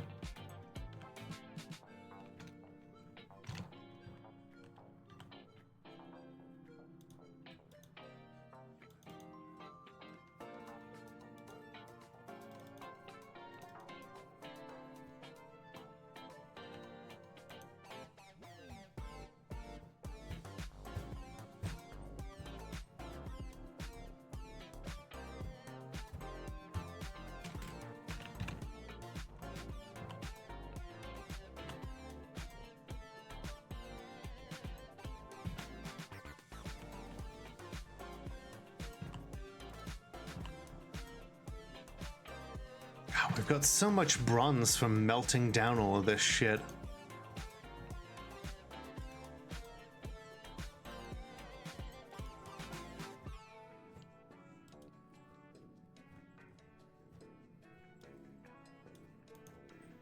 Bronze, iron, and copper. As long as the Lucky Nation continues to attack us, we will never be we'll never run out of material. At least when it comes to, you know, stuff that Like, at least when it comes to material for, like, making, like, lesser weapons. And hell, all that bronze can go to making cool furniture. We may not necessarily need it for armor or weaponry, but it will certainly shine brightly in the other things that we create.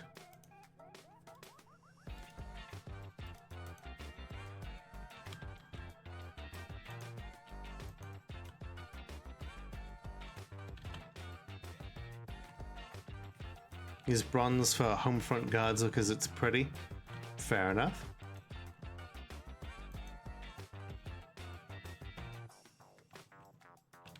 Alright, how's the water looking? Okay, still coming along. It's taking a little bit to fill up, but it is slowly filling up.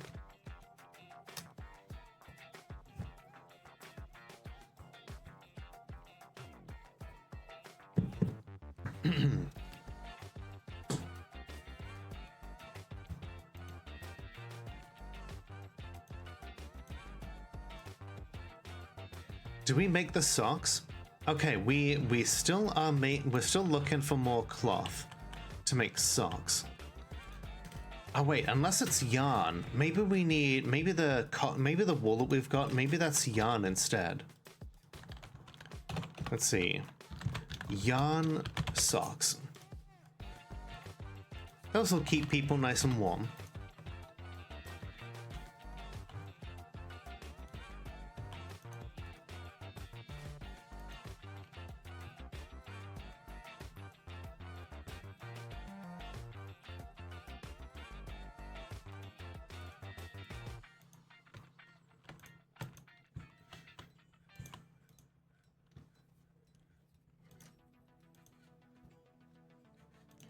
We got some really nice silk being made from those forgotten beasts.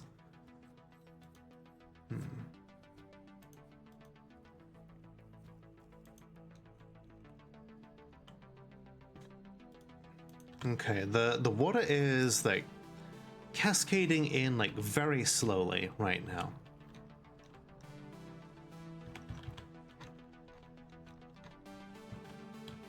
Working hard on getting more water in,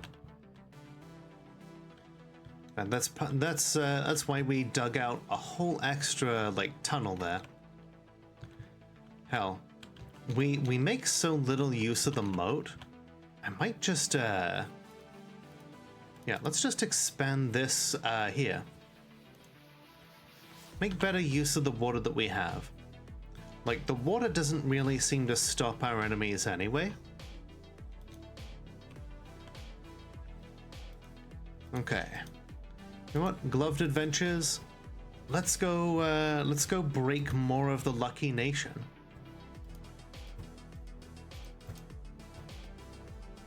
Two of their fortresses have fallen. Let's start returning to some hamlets, shall we?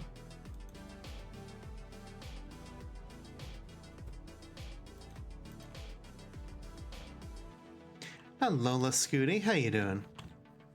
Hey, just so you know, I'm gonna go look now.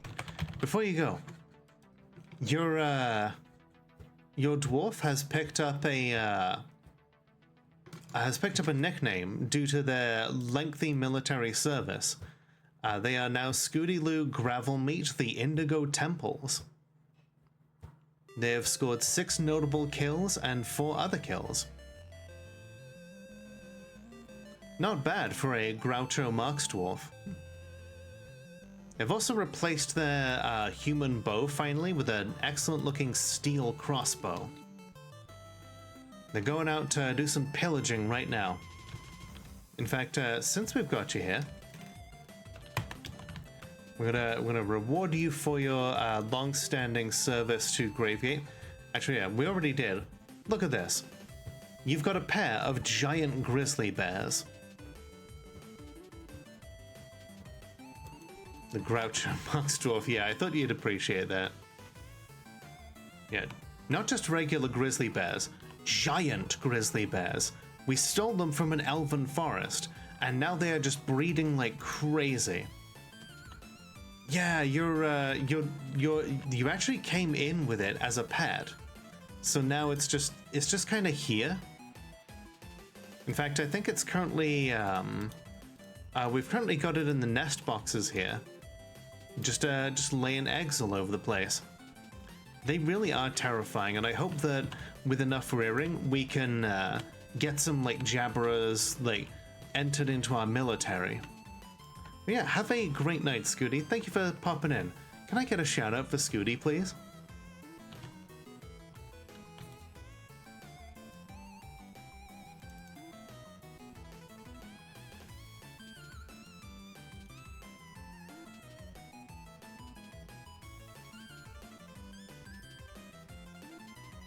Thank you, thank you.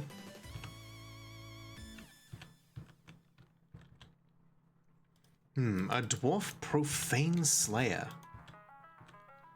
I don't trust them.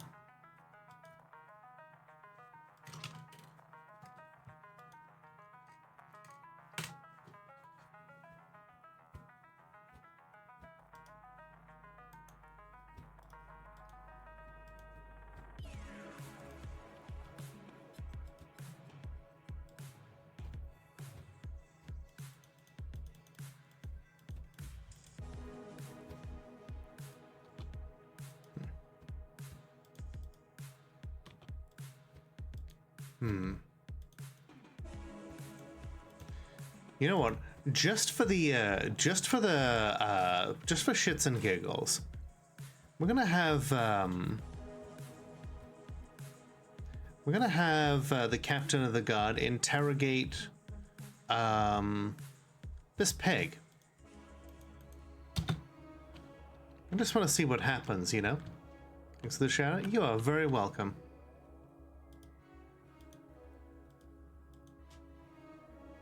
I've never actually seen what happens if a captain of the guard interrogates a pig. Usually because, you know, the captain of the guard tends to be one themselves. Haha.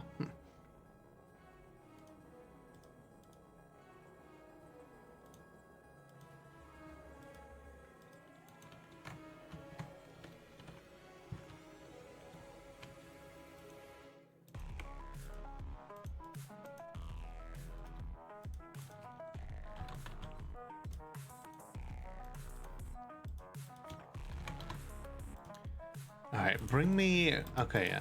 I'm just... Due to the sheer number of objects we've got set to be melted, I'm gonna open up more of the forges to melt down some of this this iron and all of these other, like... all these other objects that we've got going on.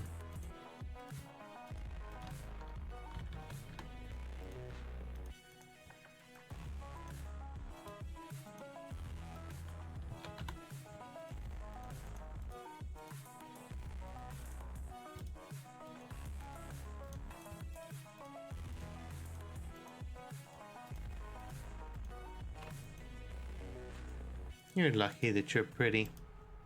Yeah.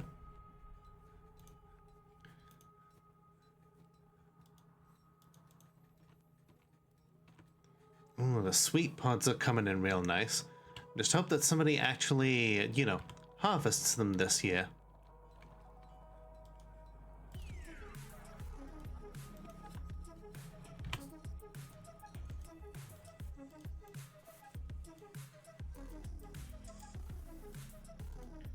Okay, good. Brew more mead.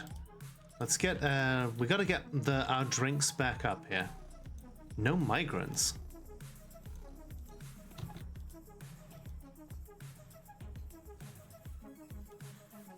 Let's see, Dwarf Profane Slayer. Okay, yeah, that Profane Slayer wishes to steal treasures. Alright, they've used the Infinite Dust as an alias in the past. Okay, okay. Infinite Dust. Alright. I guess we have someone who has yeah,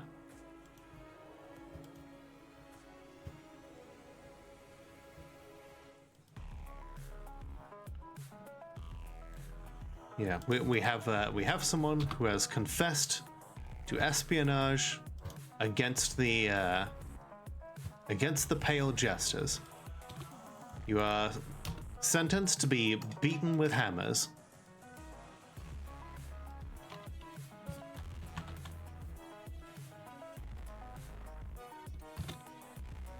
You getting ready to leave? No, I don't think so. You know, like I said, I try not to use console commands a whole bunch, but just gonna pop him in here.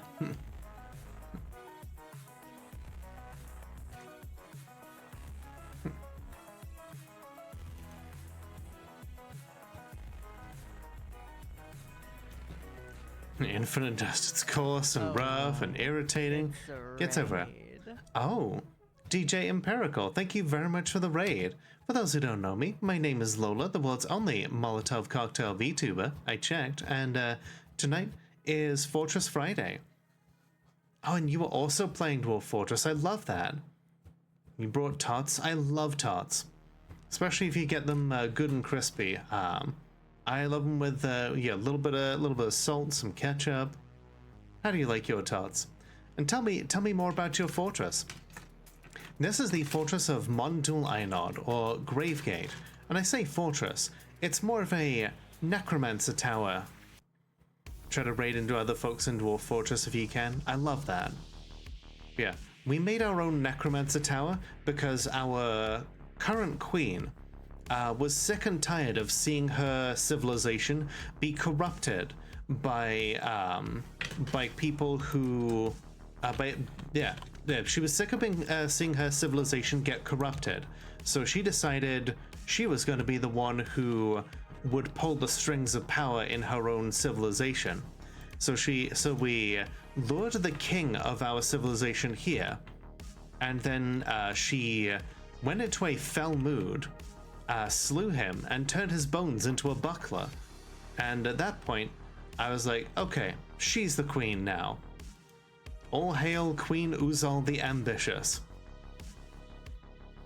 And so right now, we've got a little project that we're working on because, as you can see, fair few dwarves here are not all that happy. So we are diverting all sorts of areas from the river. We are pouring them into these holes, through these grates, down to our secondary barracks here. As you can see, lavishly appointed with all sorts of well-decorated grates and furniture. We've got meat, we've got drinks down here. The objective is so that all of these people in a barracks here that have some really nice silk clothing as part of their uniform, it's designed to give them good moods. It's basically combat therapy.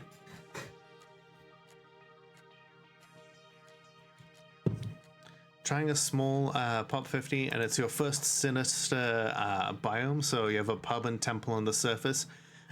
Putting some visitors as cannon fodder between you and the and all the nasty stuff out there. Nice. Did it end up being a reanimator biome? Did it have any of the cool evil biome vegetation? If it does, one thing I love about evil biome vegetation is, oh, it is a reanimated biome. That's sick as hell. I love it.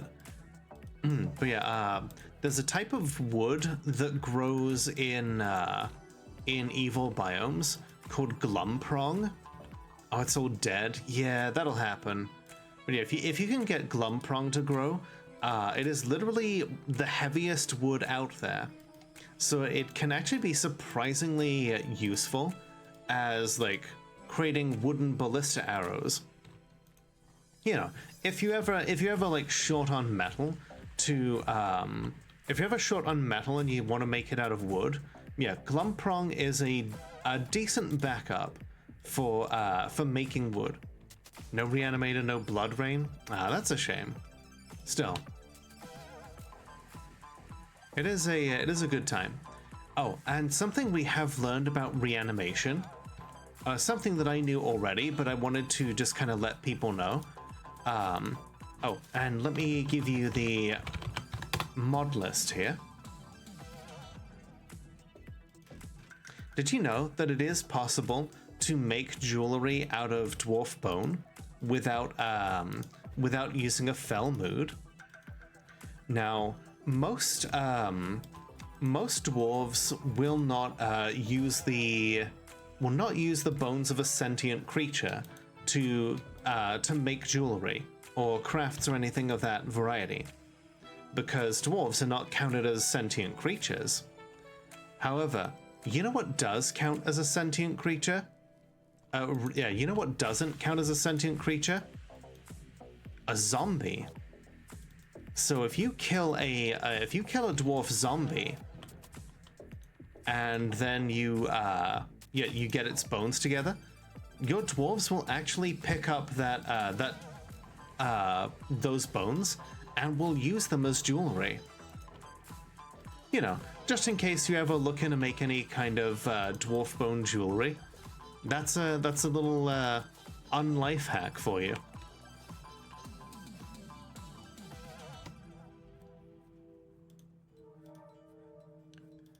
I'm gonna get some more stairs in here. But yeah, this is the exterior of the tower. We've got some fancy jet walls here. Is it any more valuable than other bone? Good question. Let's check out our queen. I believe Queen Uzol the Ambitious here is actually wearing a dwarf bone crown.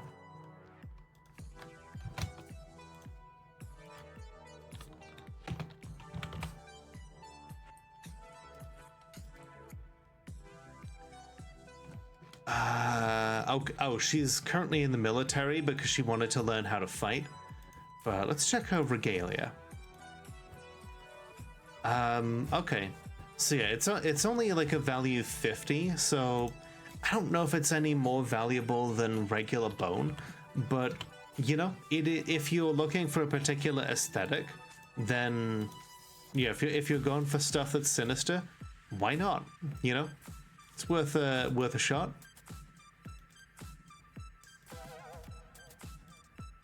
Let's get all that dumped.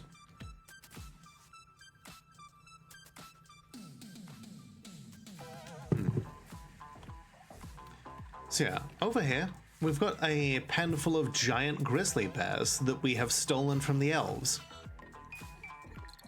Oh. Stackard Unalrith the Miner has given birth to a girl. Congratulations.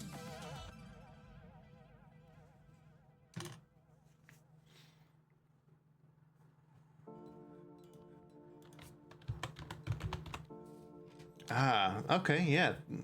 She must be really happy. Feels adoration after giving birth to a girl. Its name is Zephon Waldfly, and her first word is Bagaga. She is unquestionably weak. She's a baby, of course she is. But apparently incredibly brave in the face of looming danger. Apparently, tends to find dignified society to be stifling and silly.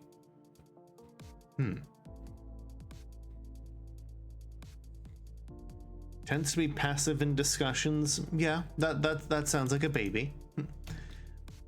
All right, DJ Empirical, thank you very much for the raid. I'll have to check out your fortress sometime and see what you got up to.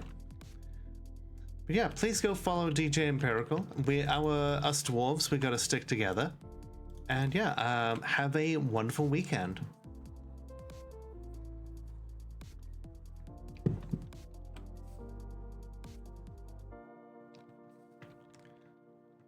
We have 500 hours in. Well, hey, you know, here's the secret. Everyone is always learning. No matter how many hours you put into Dwarf Fortress, there is always something more to learn. And that's something I love about this game.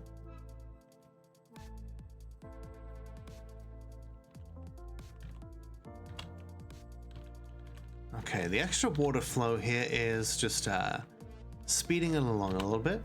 We've got water coming in now on like other directions. Good. And looks like, yeah, we've got the waterfall. It's giving our people some very nice relief. How is Aerith the militia captain? Is she... Okay, she's gone from being like miserable to being content. I think that's pretty good. I think she can come out of combat therapy. You know, she can return to normal society. Okay, let's this necromancer here is feeling very miserable. So let's swap them out. We're gonna get them some combat therapy.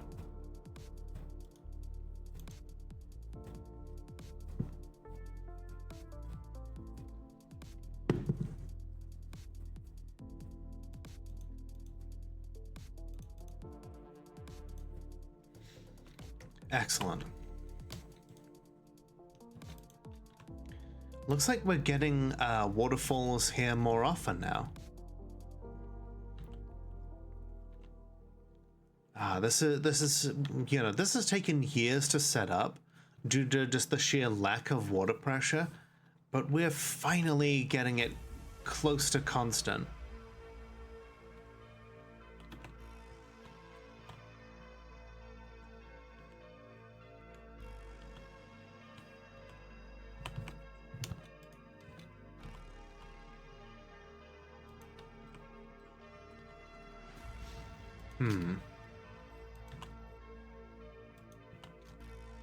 What the? Oh, that's the mangled were squirrel corpse. I was like, what the fuck is that? I was very concerned for a moment. Last thing we need is like another were squirrel outbreak. One was more than enough for me.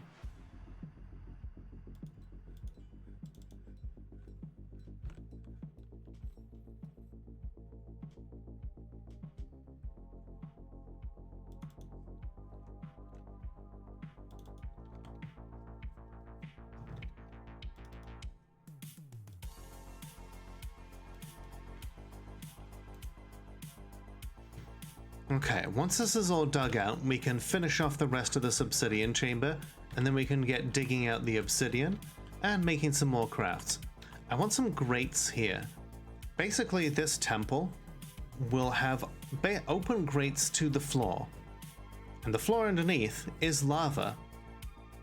Because we take so much from the Great Magma Sea, we should pay homage to the magma crab goddess by having a place that is directly above the magma, where we can look down and observe it in all its heated glory, but without asking anything of her in return.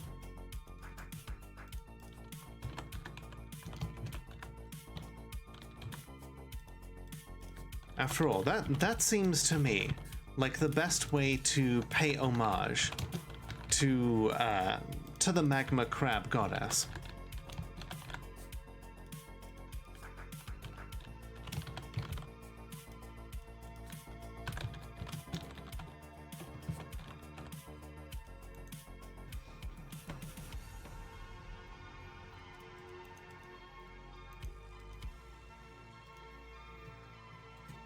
Good.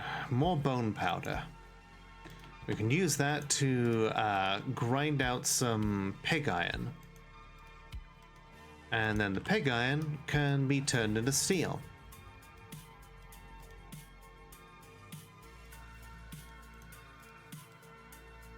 I think it's very fitting that we use bone powder in some of our steel.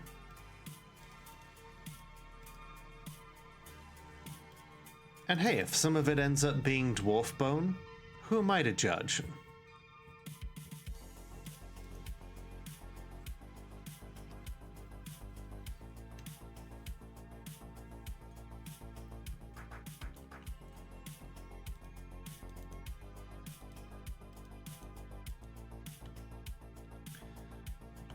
Felt empathy while being yelled at by an unhappy worshipper. Well, I really need you to go to combat training, my guy. Ooh, Fizzy Puff has been creating some really good socks out there. Good. Everybody gets socks for Christmas, you know? People love socks. Like, when you're a kid, you're just like, oh man, you got me socks. But when you're an adult, you're like, oh shit, you got me socks. Excellent.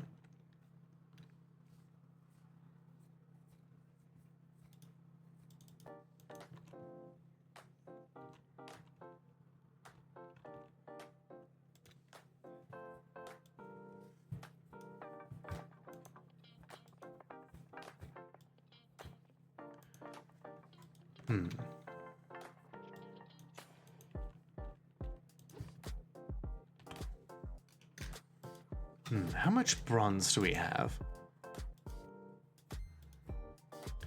97 bars of bronze.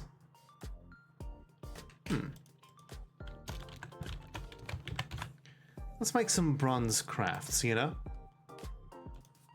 We've got so many bits of bronze that we could make some fine jewelry for people to wear. People have got to want to make some something out of bronze, right? And who doesn't want to wear it?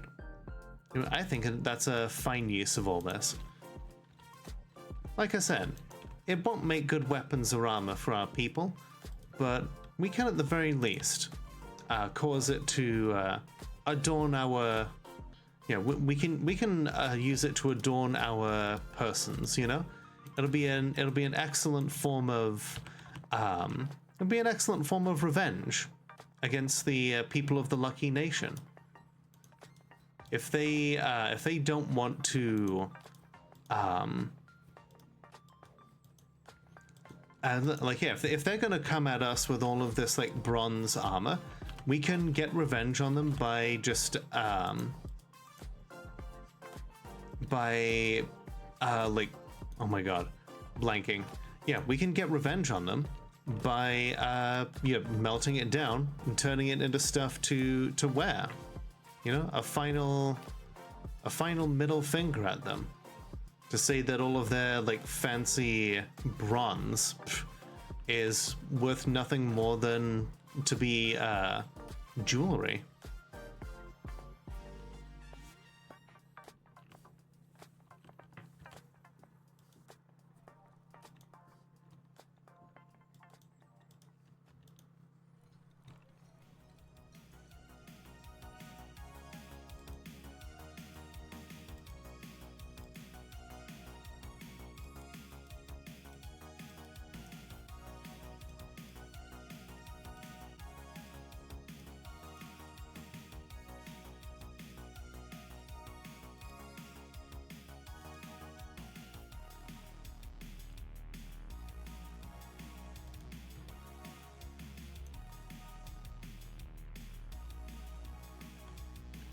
Well, our queen says to make more querns, the mayor says to make more tables.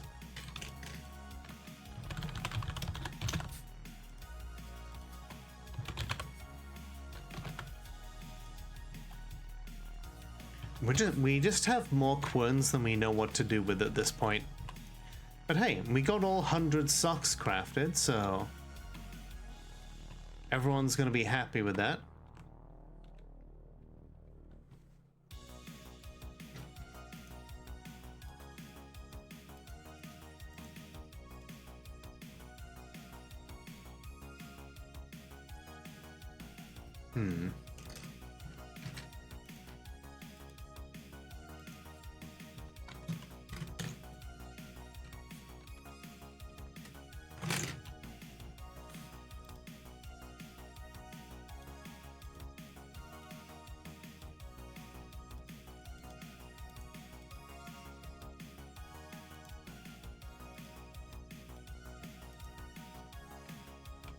Okay.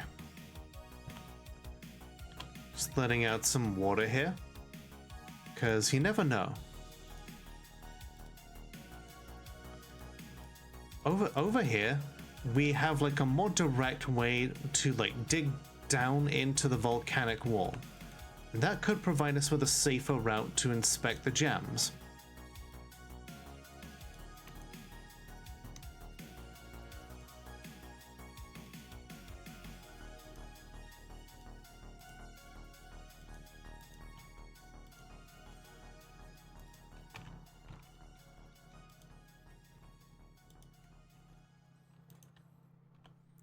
Okay, let's get the water back in here.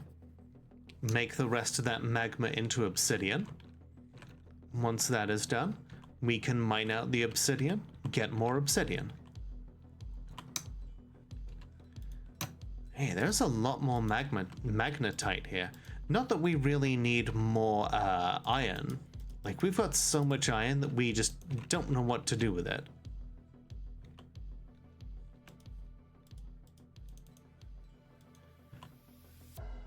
God, that child. Stop having a tantrum. Go and play.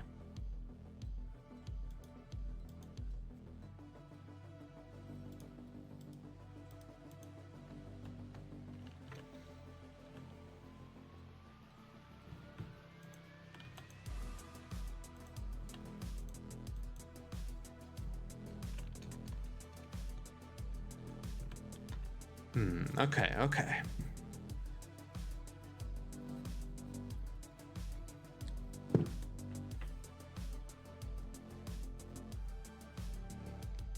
That's it. Melt it all over. You know, like cool down all that magma, and then we can shut the doors. We can shut the floodgate.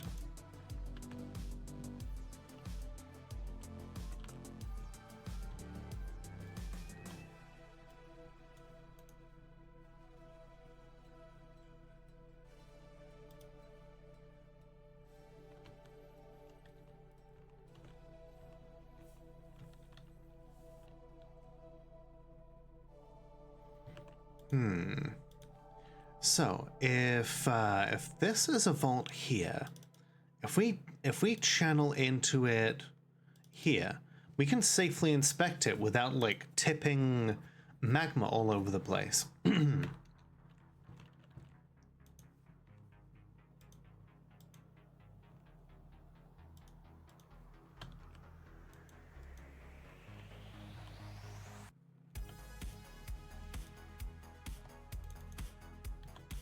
And this child having a tantrum is being a little shit. Even punching Lenny. Just kicking them in the elbow. Lenny is like, I was attacked. It's a raid. Nemi! Thanks so much for raiding. For those who don't know me, my name is Lola, the world's only Molotov cocktail VTuber. I checked. And tonight is Fortress Friday. You am arrived. I am glad that you're here.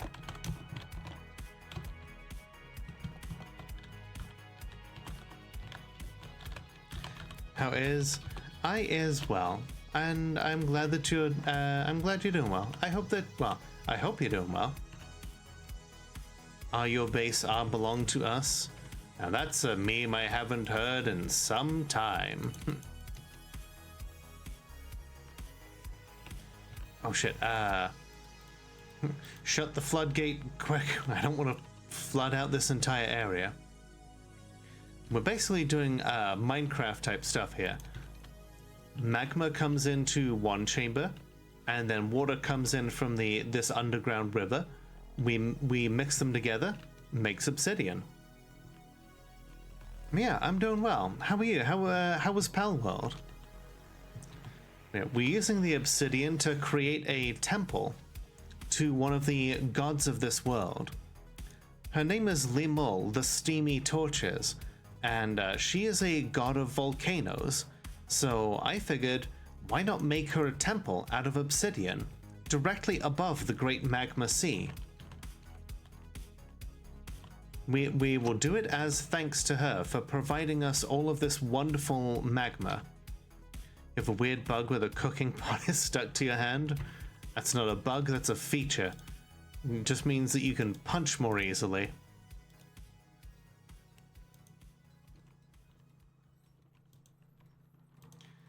Okay, looks like our latest attack on the humans is done.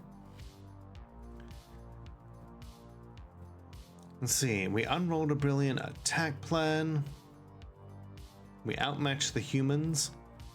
Looks like those giant grizzly bears and the cave dragons are doing a lot of the work, to be honest. But that doesn't mean that the dwarves aren't getting stuck in. musket? I thought in Pal World you had things like assault rifles and such. Ah, another one of their hamlets is destroyed.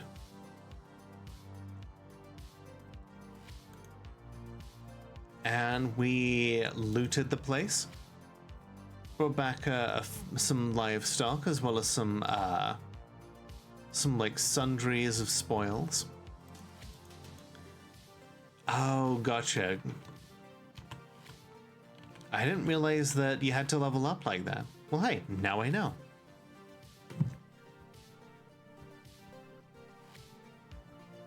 Okay, what's in here? Oh, it's magma. Well, hey, I'm glad that I dug that out from above, because that would have been that would not have been pleasant if the dwarf had been digging from this level. Because, yeah, then the magma would have poured out and just covered them. Not ideal.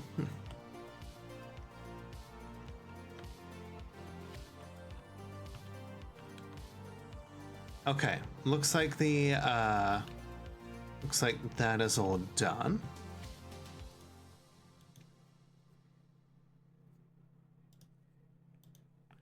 Let's get digging.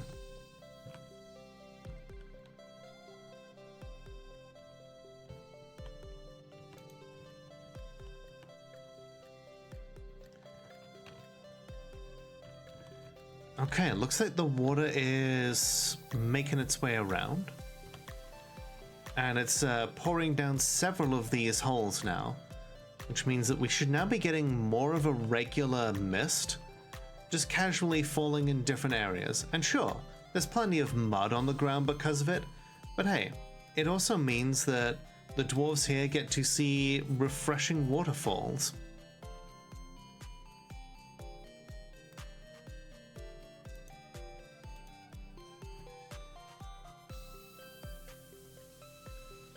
Let's see, Ghost Queen K apparently wants to practice the fighting arts. Maybe we'll get her in for combat therapy at some point.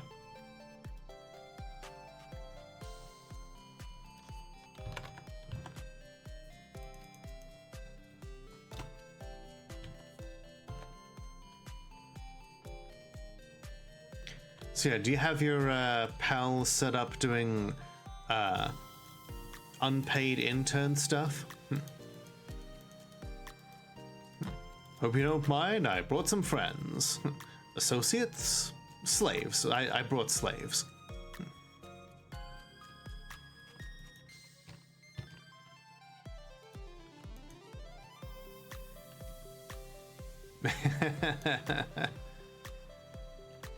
You know, like, what good are, like, Pokemon adjacent creatures if you can't get them to, you know,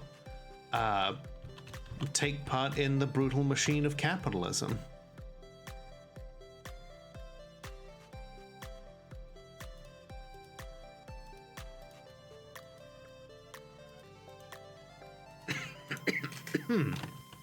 Excuse me.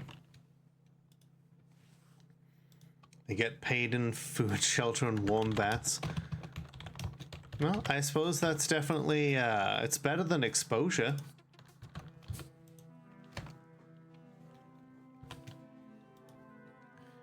Let's see, the Ochre Hall of Amethyst, a metalsmith. Okay, they want a grand metalsmith hall.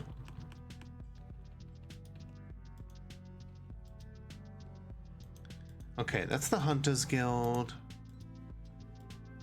That's the... Oh, okay. So they want a better guild hall. Okay, let's put a new item on display then.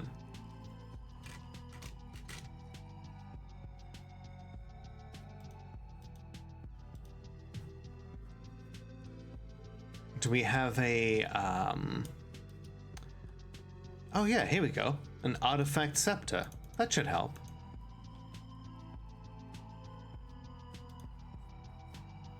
Unlike capitalism, you make sure they have their basic needs met.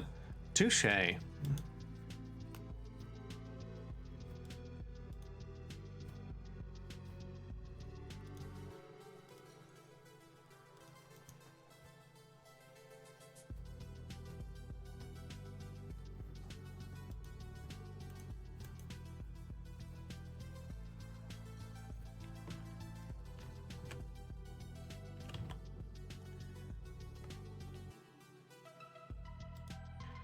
Alright, let's get more statues in here then. If they want this place to become a grand guild hall, we can decorate it a bit better.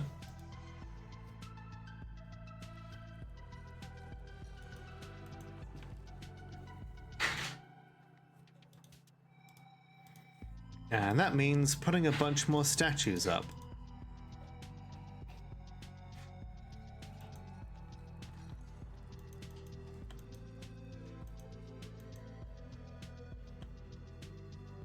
Ooh, Archangel has become attached to a wavy bright metal spear. Okay, yeah, I was worried that they wouldn't get attached to their new weapon since they were so attached to the old one. But you know what? This is an artifact that was made by the gods. It is truly a devastating weapon in his hands. Even give them free healthcare. You know what? That's a lot better than some people get. I will, you know, I will spare you this time. But I'll have to. Yeah, I'm glad that I don't have to report you to Baffy as a class traitor.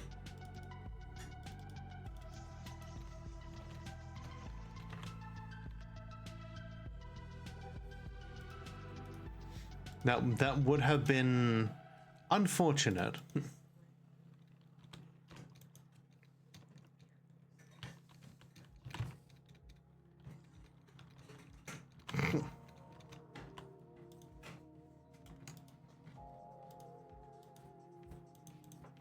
Authoritarian, but so, you know, out of you know, if those are the only options, then I'm here for it.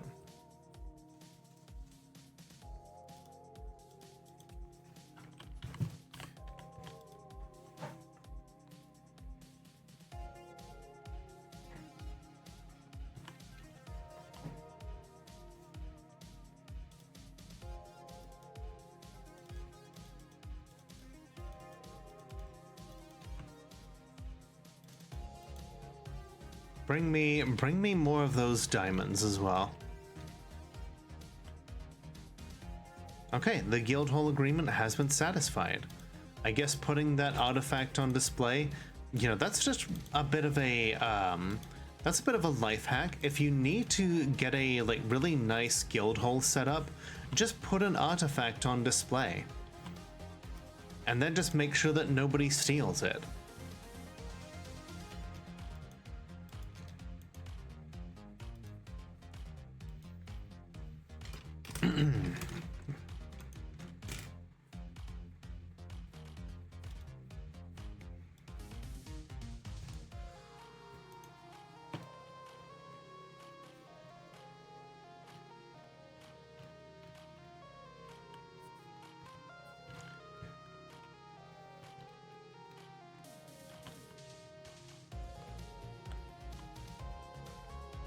You know, if we keep making a whole bunch of obsidian, maybe at some point I can replace the jet walls with obsidian, because like a big obsidian tower, like that would look even more badass than a jet tower.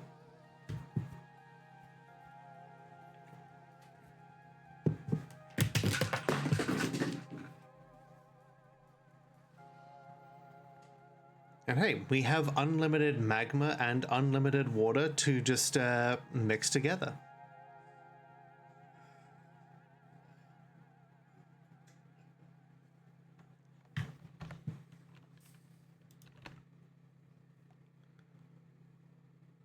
Ah, there was just water in that one, and then nothing in that one. All right, more investigation. There's no way that we can dig too deep, right?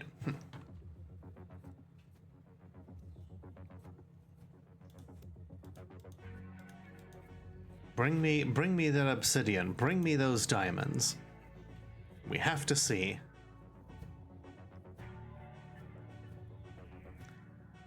Let's go one of the fastest early mounts and gave it a 30% movement buff. Hell yeah. What kind of creature are you mounting up then? And it's a shame Baffy isn't here. You know, they would absolutely seize on a joke for that.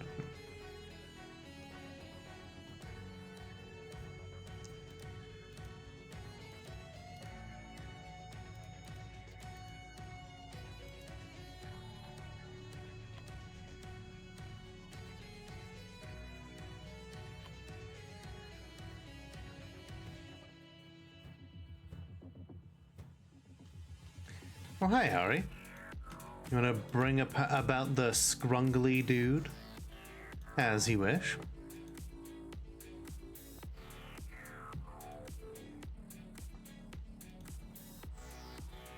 Well.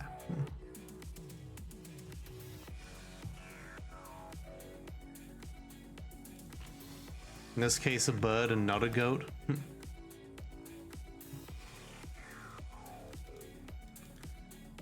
Well, hey, flying mounts are some of the best.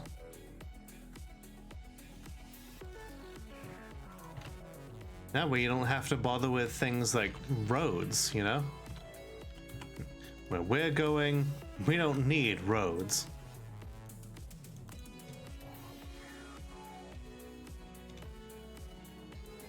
About to clear the queue. Thank you for the heads up, Sid.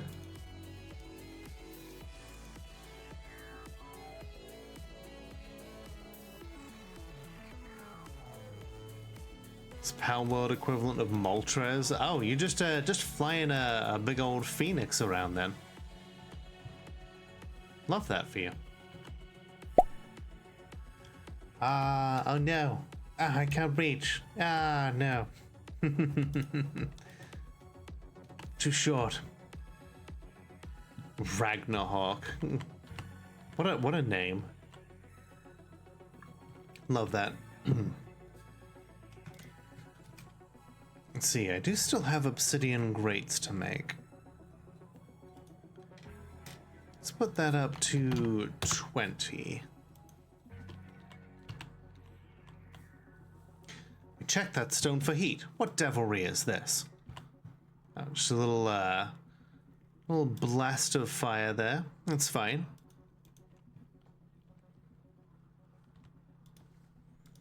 I'm sure it's just like a pocket of ignitable, like flammable gas.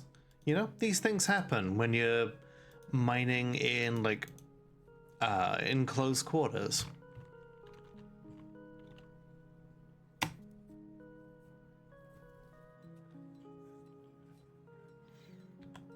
Hello there, Survival Samuel. Happy holidays. Happy holidays to you, friend.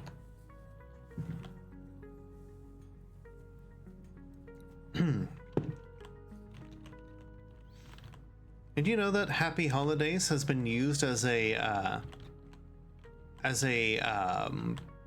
greeting by people for like decades now?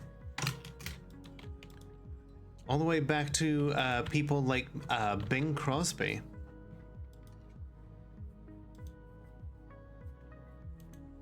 And yeah, even beyond that, like and yeah, a lot of people like to say that the use of X to represent Christmas, like Xmas, is a modern thing, but it's actually H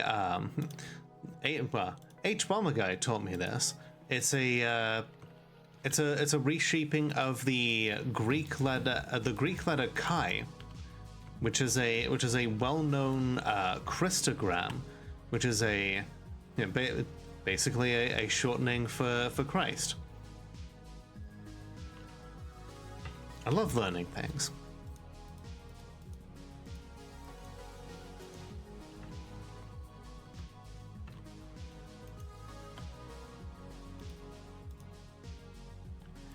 All right, this human hamlet, we're gonna send out the two squads again. We're gonna keep going. We're gonna keep burning their hamlets to the ground until they stop. Because they should have known better. Whoop. Found ourselves a nice little pocket of water there. We'll have to be careful because we found a pocket of magma here too. But yeah, how are you doing, Samuel?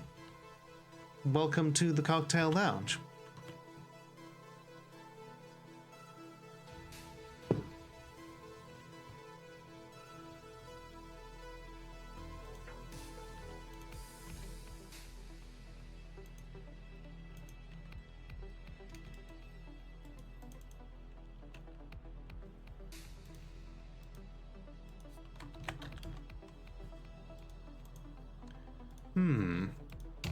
This person here, we actually know that they are not, they're not who they say they are. Night 3 of Hanukkah was great. Found out kids in your family don't like the skibbity brain rot, so there's hope for them. Excellent. Got so many bras, socks, and such, should be good for over a year. We were saying before that,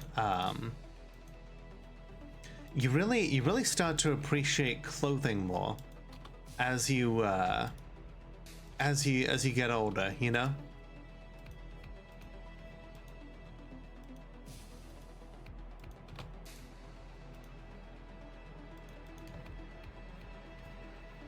The Hamlets have no question of to be or not to be. No, they are definitely no longer. They will suffer the slings and arrows of doom, not outrageous fortune.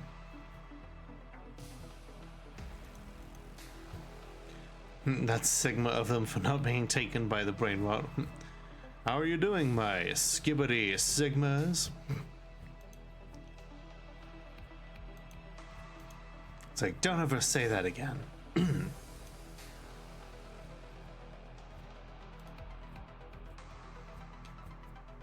This pale corpse here, we know they're up to no good.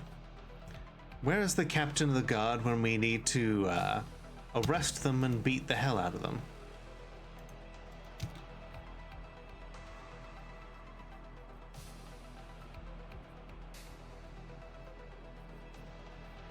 Aha, there we go. Chain him up, get him, get the hell beaten out of him. You know, like we give kids we give kids shit for the whole like skibbity type brain rot, but honestly, like we liked all sorts of cringe stuff when we were kids as well. I mean, it's like skibbity is just it's an evolution of the Gmod idiot box and that kind of brain rot that we knew.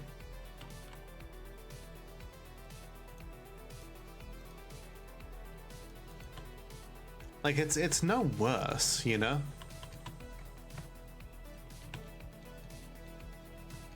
When your partner's got you these cute thigh-high socks with the intersex flag to celebrate your diagnosis? Hell yeah. We love having we love having our queer comrades in chat here. That's so cool. I have a pair of like trends, and I have some bisexual flag thigh highs from Sock Dreams.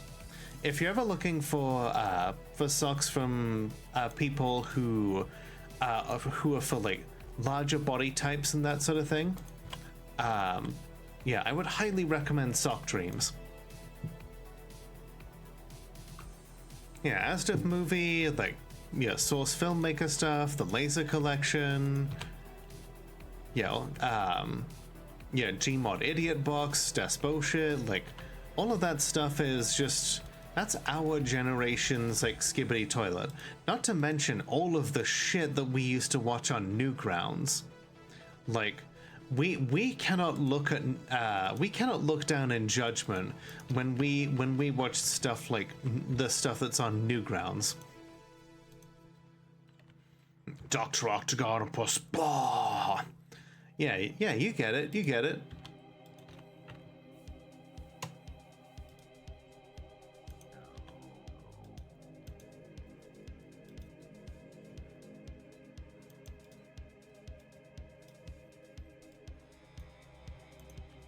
Now, that said, I do understand, yeah, that the current thing can often be overwhelming and like annoying to listen to because like everybody's doing it.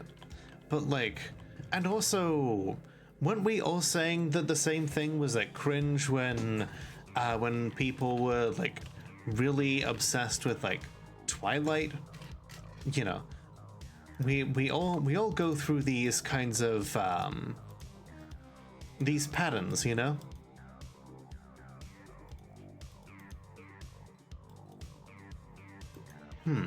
Missing for a week. Well, they're probably dead. Oh shit. Run away from the magma. Oh, that was that was a close call. That could have been real oh my god, happy tree friends. Not just happy tree friends, but there was someone who someone who did a happy tree friends tribute kind of thing called Animal Babies. I won't say the full name because the first word of that was the arsler, but like, yeah, that did not age well either. But yeah, just like look at all that shit, and like none of us can look back on our past and say that we are any better.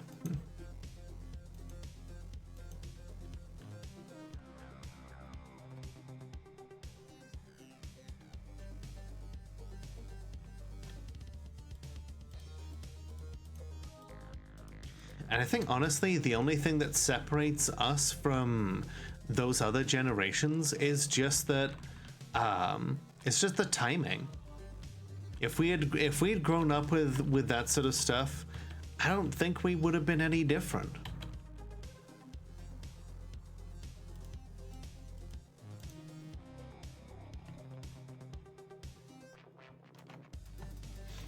But that reminds me, I think it'd be cool at some point to do like a Newgrounds watch party. You know? Just like go back and take a look at those like older creations and see like, do they still hold up to this day?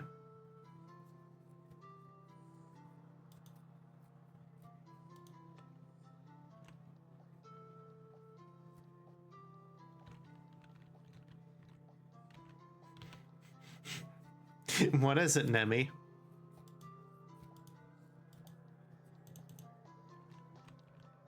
Yeah, that is indeed a banned term here. You can thank Ash for that one.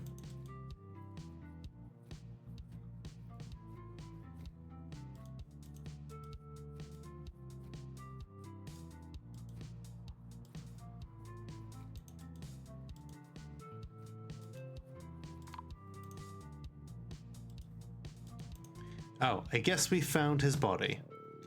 Oh well.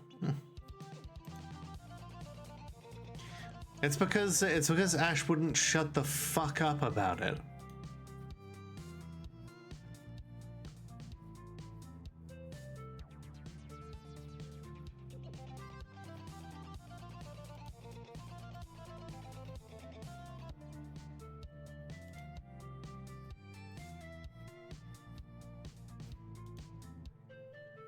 Although I will say, after many years of being here and getting the hint that maybe not everybody needs to hear about it 24/7, I can confidently say that she stopped. No, I'm kidding. The only reason that she stopped is because I made it a banned term.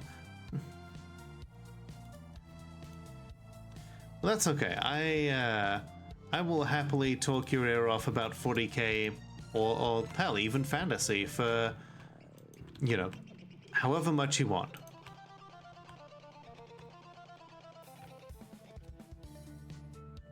So you need more pride clothing. Your mom made you a keffiyeh with the bi-color socks when you came out. God, that's really cool.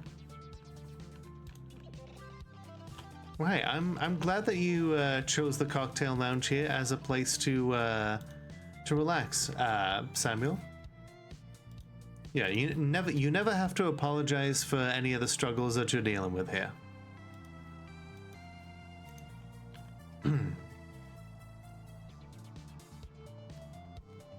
Well, yeah, let's see. Fantasy came first, and so there's definitely some like crossover there. They use the same chaos gods, with the exception of the horned rat. Yeah, never apologize for being yourself, unless yourself is an asshole.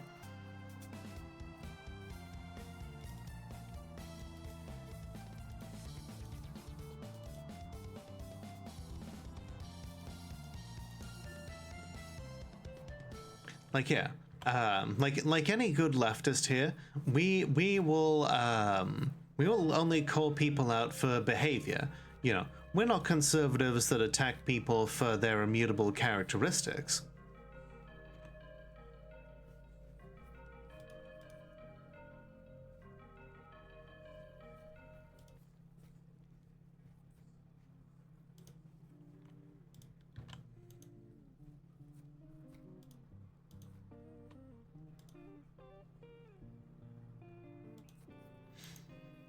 Alright, keep digging, dwarves. Scrape out that obsidian. You can see we've got some big old veins of obsidian that we've generated now, thanks to mixing the water and the magma. And we can put those to good use.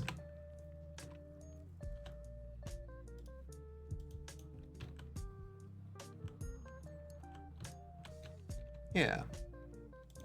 If there's one thing that you can rely on here, it's that we will always happily help you accommodate being the best you that you can be.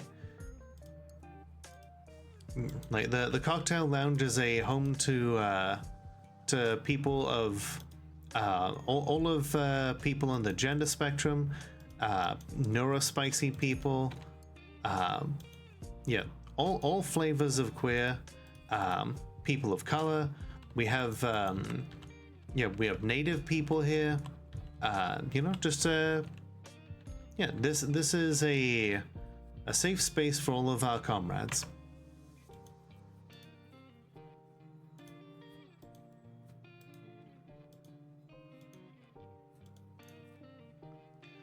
Panopu. Okay, let's get a slab engraved for them.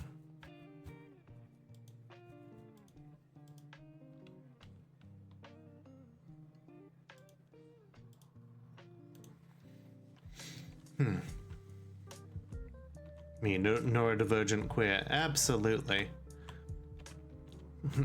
It also helps that you're a friend to the wonderful goat that is a dear friend of mine as well.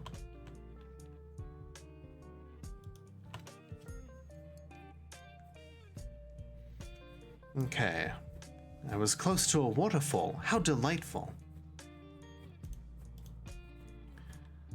This person's content after being near a waterfall. I say it's a waterfall. It's basically an artificial like rainmaker. We just we pour the river directly down these holes through these like big old grates, and so it turns into a fine mist. It just rains down on them whilst they do combat therapy.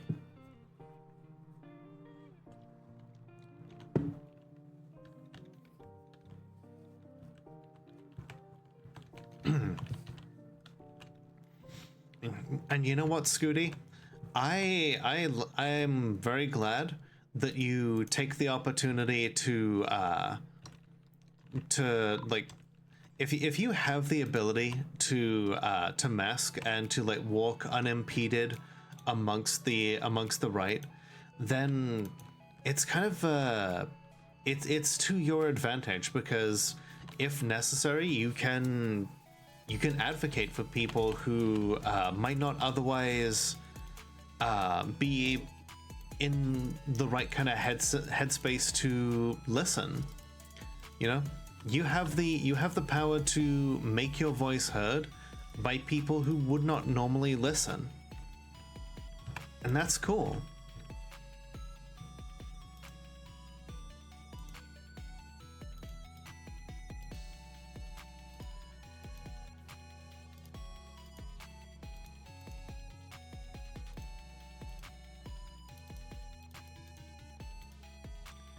Okay, you know what?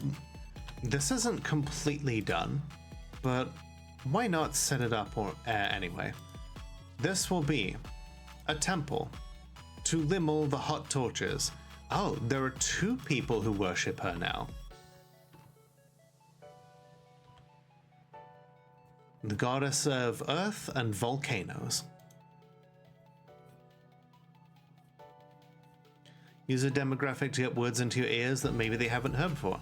Yeah, because like if there's something, you know, there's going to be a lot of people who don't necessarily want to hear words from, you know, someone with like blue hair and pronouns. But if it's somebody who looks like one of them, then you know they're going to be more open to hearing, you know, reasonable arguments.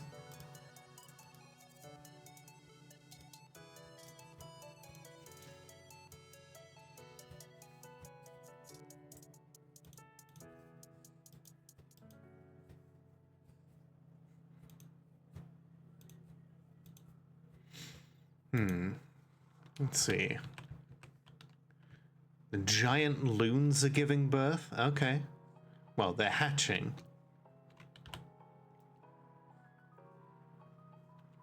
Hey, maybe we just let them do what they want because they're not hurting anyone. Exactly. And that's what we can advocate for. And at the end of the day, like a lot of conservatives, like a lot of reasonable conservatives are more open to hearing ideas if it's from somebody they know. Because like a lot of them may not necessarily know what the hell a, you know, gender fluid person is, but they might know, you know, someone who is just, you know, they might know like a trans person who like pours them their local coffee and is just like, yep, somebody that they talk to, and maybe they realize that they're not, you know, that they're just kind of being themselves and that they're not hurting anyone. It just works. It just works.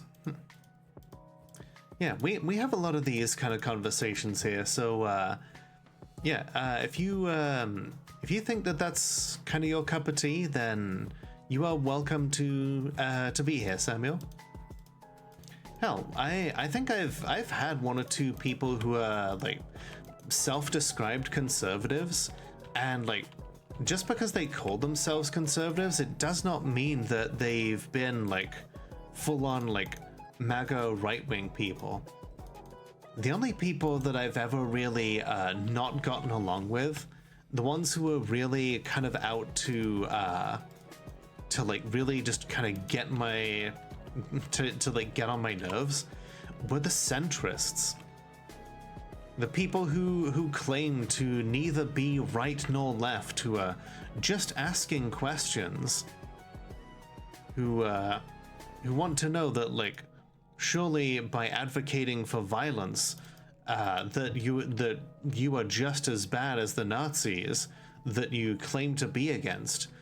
You know, people who ask dumb questions like that, like those are the ones who I despise, because they don't have the honesty to like come out and be the conservatives they actually are. How do you respond to people who say Nazis are left wing? That is a whole that's a tough one, because that's I mean, it's objectively wrong, and like something that they won't necessarily I think part of it is if somebody genuinely believes that and they're willing to talk, I would ask them what left-wing values they think the Nazis espoused, because like I know, and you can tell them truthfully that that it was actually the Nazis who created the whole concept of privatization. They in fact have the Nazis were the ones who invented privatization, so they are just plain wrong.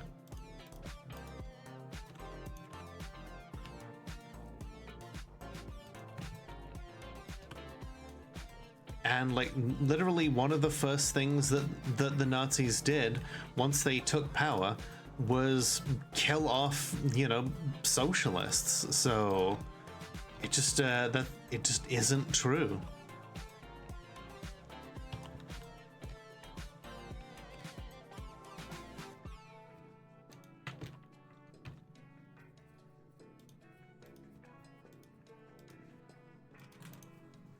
From Wiki, the first mass privatization of state property occurred with Nazi Germany between 1933 and 1937. Exactly. All right, have a good night, Nemi. Thank you for the raid. Thank you for stopping in, and I hope that you have a wonderful weekend.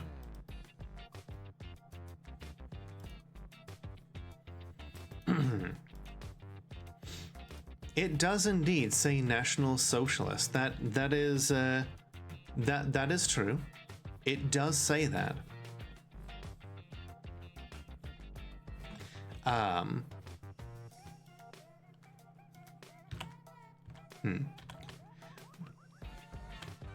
But yeah, that's an interesting thought exercise. Like them saying that it has. So just because something has the word in the name, it doesn't make it the thing that they say it is. Like the Democratic People's Republic of North Korea is neither democratic nor is it a people's republic.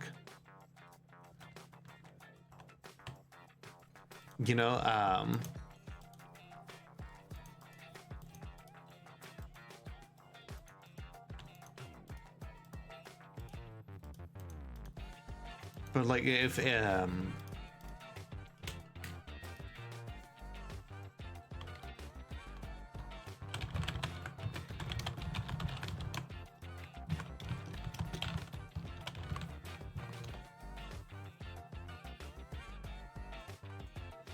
I'm just trying to think of other things that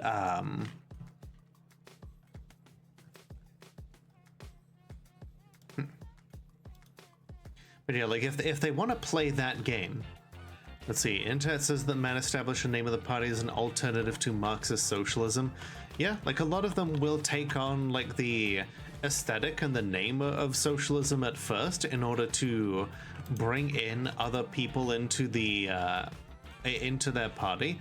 But then the moment they actually gain power, one of the first things they do is start murdering the communists. All right, let's see. Oh, I forgot to tell them to raise it. They just went in and stole things. Okay.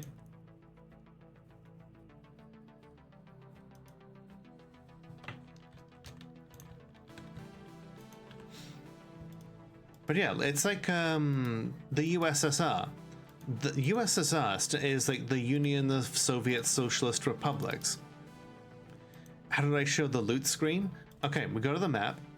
We go to reports. Scroll down until you get spoils report. Any that are in like this dark yellow have already been read. Any that are in this light yellow have not been read. So you can click and you can check it right there.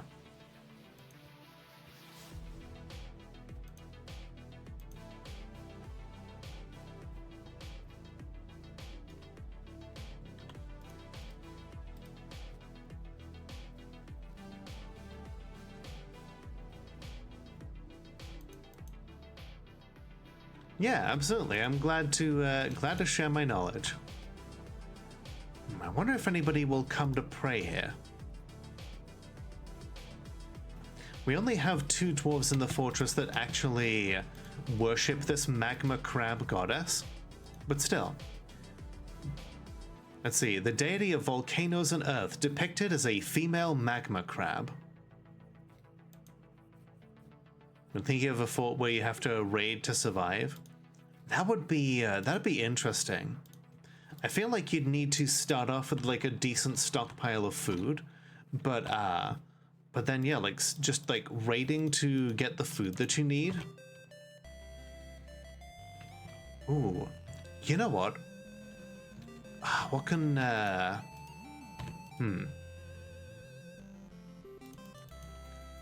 Like how a lot of Republicans say that Dems to win don't do anything. This is the like this is the thing about like Democrats like when Republicans call people Democrats and like communists and like socialists, like they're all like interchangeable names for basically something that means like nothing.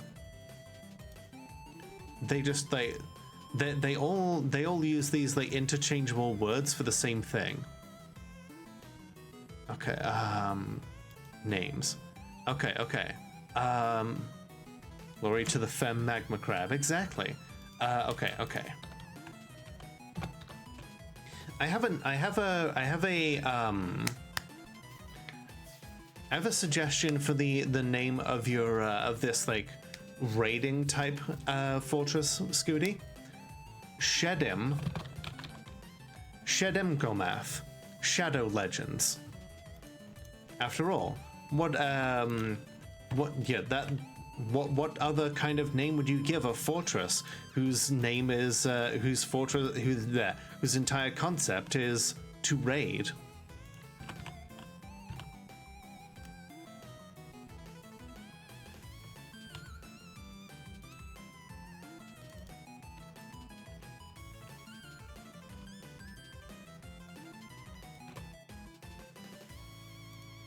I'm sure someone will throw things for that one, and if not, then I will be surprised.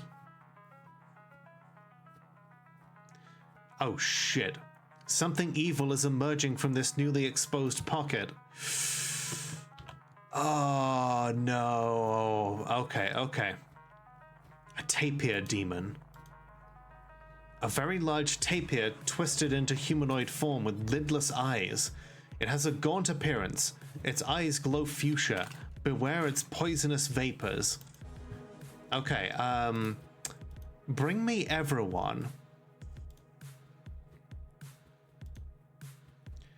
Everyone. Well, not everyone. Just the 3 squads that are fully armored up right now, because we don't need this. We don't need anybody encountering a demon. Oh boy. Okay. Yep. They've dropped their pick. They are dead. They are so dead. Right, their kidney is mangled. Okay. Well, you died doing what you loved. Mining rocks. Oh hey, look at this. They must have gotten some really good hits in. Oh, they slew an angel? Oh, that was the angel slayer. The one who like killed an angel that was like made of ash or something. Man. What an well, they slew an angel, they were killed by a demon. But it looks like the miner actually did like tear open like arteries in the upper arms. They severed some tendons as well. They gave a damn good account of themselves.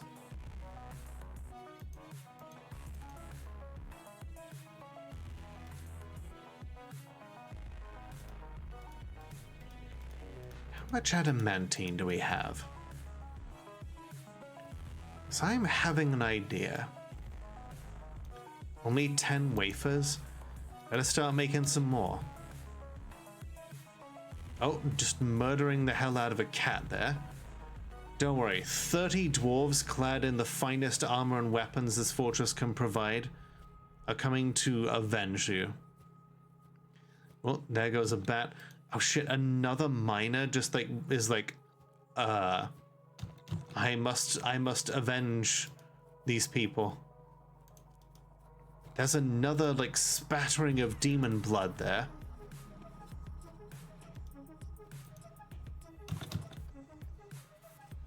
Oh, that's bat blood, and there's okay. So the name is Dastard. Oh, they are like striking this demon over and over again, severing motor nerves in their arms and their feet. Oh shit. Okay, no, the demon is still alive. So easily broken. Be gone, fear. Oh, their neck is torn open. Head is bruised. They are still doing their best to slow this demon down. They've even dropped their pick.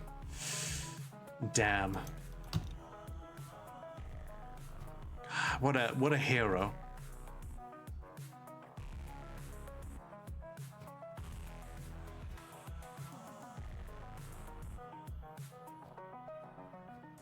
All right. Where the hell is the military? Oh, whoa. It's a raid. Runia, thank you so much for the raid, hon.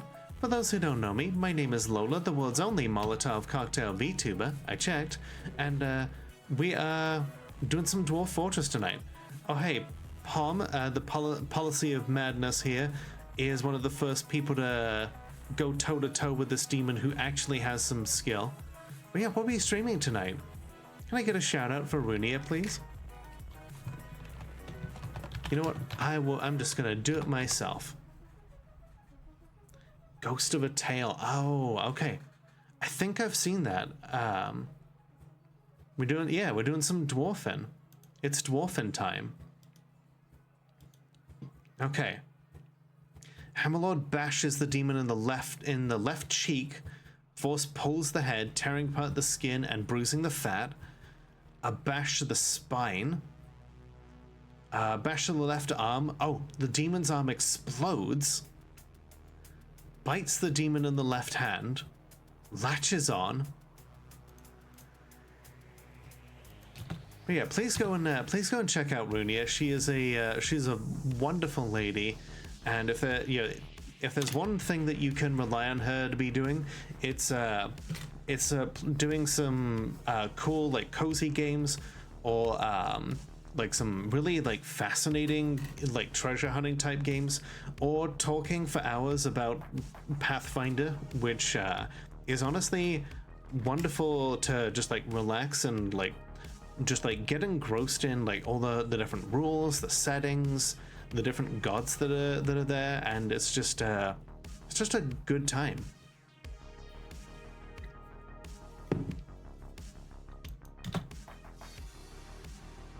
And of course her model is just absolutely gorgeous. Oh, there we go. Palm slew it. What was the killing blow? Bashes the tapir demon in the head, jamming the skull through the brain and tearing the brain. Very much a lore girl for Pathfinder or other TTRPGs. Absolutely, and I love that for you. Demon Slayer.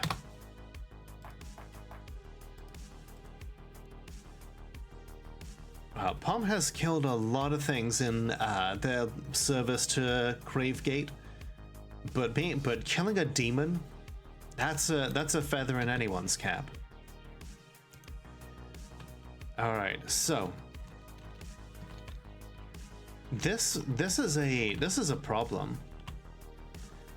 Like we're losing miners. And so I think we need to take up a new we need to start a new military squad.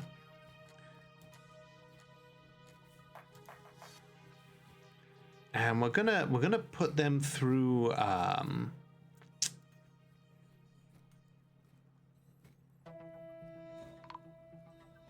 what?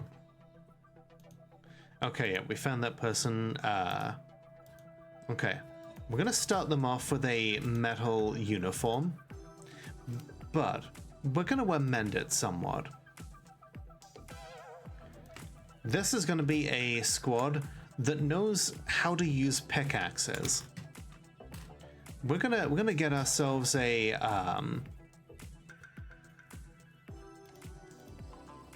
we're gonna get ourselves a bunch of dwarves that know how to use a pickaxe and who are best suited to going down into the areas of hell.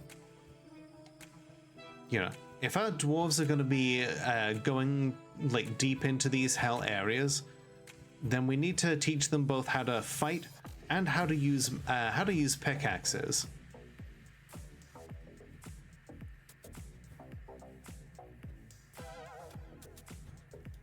We'll pick out the exact dwarves that'll do that next time, but we shall name them the Hell Divers, which an idea that has never been used before. Do not steal original idea.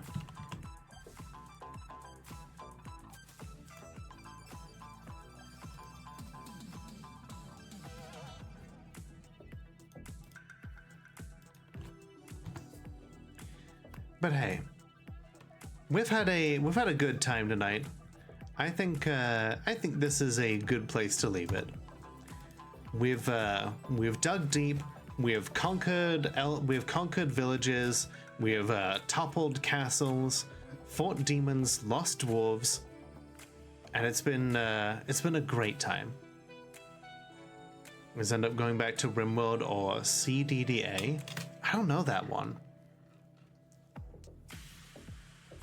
But yeah, I totally get that it's definitely a lot for people to take in. And I would never begrudge anyone for saying that it's too complicated, because it is complicated. Thank you for watching. Like the video if you liked it, dislike it if you didn't, hit the subscribe button, and remember that the world is only as dark as we allow it to be.